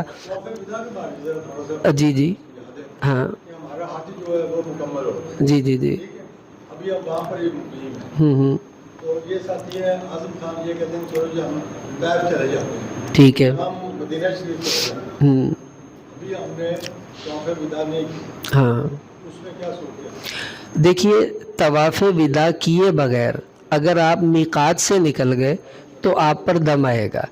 آپ نے نہ تو طائف جانا ہے نہ مدینہ جانا ہے، اگر آپ کو جانا ہے پہلے طواف وداع کیجئے تاکہ آپ فارغ ہو جائے۔ اب آپ بھلے طائف جائیں، مدینہ جائیں، کہیں چلے جائیں، طواف وداع سے پہلے نہیں جانا، بعد میں چلے جائیں۔ اگر کوئی پہلے چلا گیا تو اب اس پر دم آئے گا، اس لیے اس کا خیال کیجئے۔ اچھا مسئلہ انہوں نے پوچھ لیا، اللہ آپ کو جزا دے، تو اس کا بھی خیال کرنا ہے۔ اچھا واپس آئیں گے، کارگزاری سنیں گے، آپ ایسی کارگزاری سنائیں کہ سن سن کر انہیں شوق پیدا ہو کہ یار عید کی انشاءاللہ میں بھی حج تے جانا، برکتیں بتائیں، اعمال بتائیں، خیریں بتائیں کہ یار وہاں تو یہ برکت، یہ نور، یہ عمل، لیکن وہاں کی مشقتیں نہ سنائیں۔ کیونکہ اگر آپ کہیں گے یار مر گئے تھاں تے ساں کٹیا گیا، تکے کھان نو نہیں ملدا سی، اوتھے مینوں نیند ہی نہیں آئی، یہ وہ، تو اگلا بندہ کہ دل میں کہے گا یا اللہ شکر ہے میں نہیں گیا کہتے اور میں جانا بھی نہیں ہوں. بھائی ایسا حوصلہ نہ توڑے. آپ مشقت سائڈ پر, ابھی جیسے مولانا نے مدینہ منورہ کے بیان میں وہ دہی والا قصہ سنایا, تو یہ اللہ کی طرف سے ناراضگی آئے گی کہ انہوں نے ایسی بات کیوں بتائی جس سے لوگ میرے گھر کی طرف آنے سے تیار نہ ہوئے.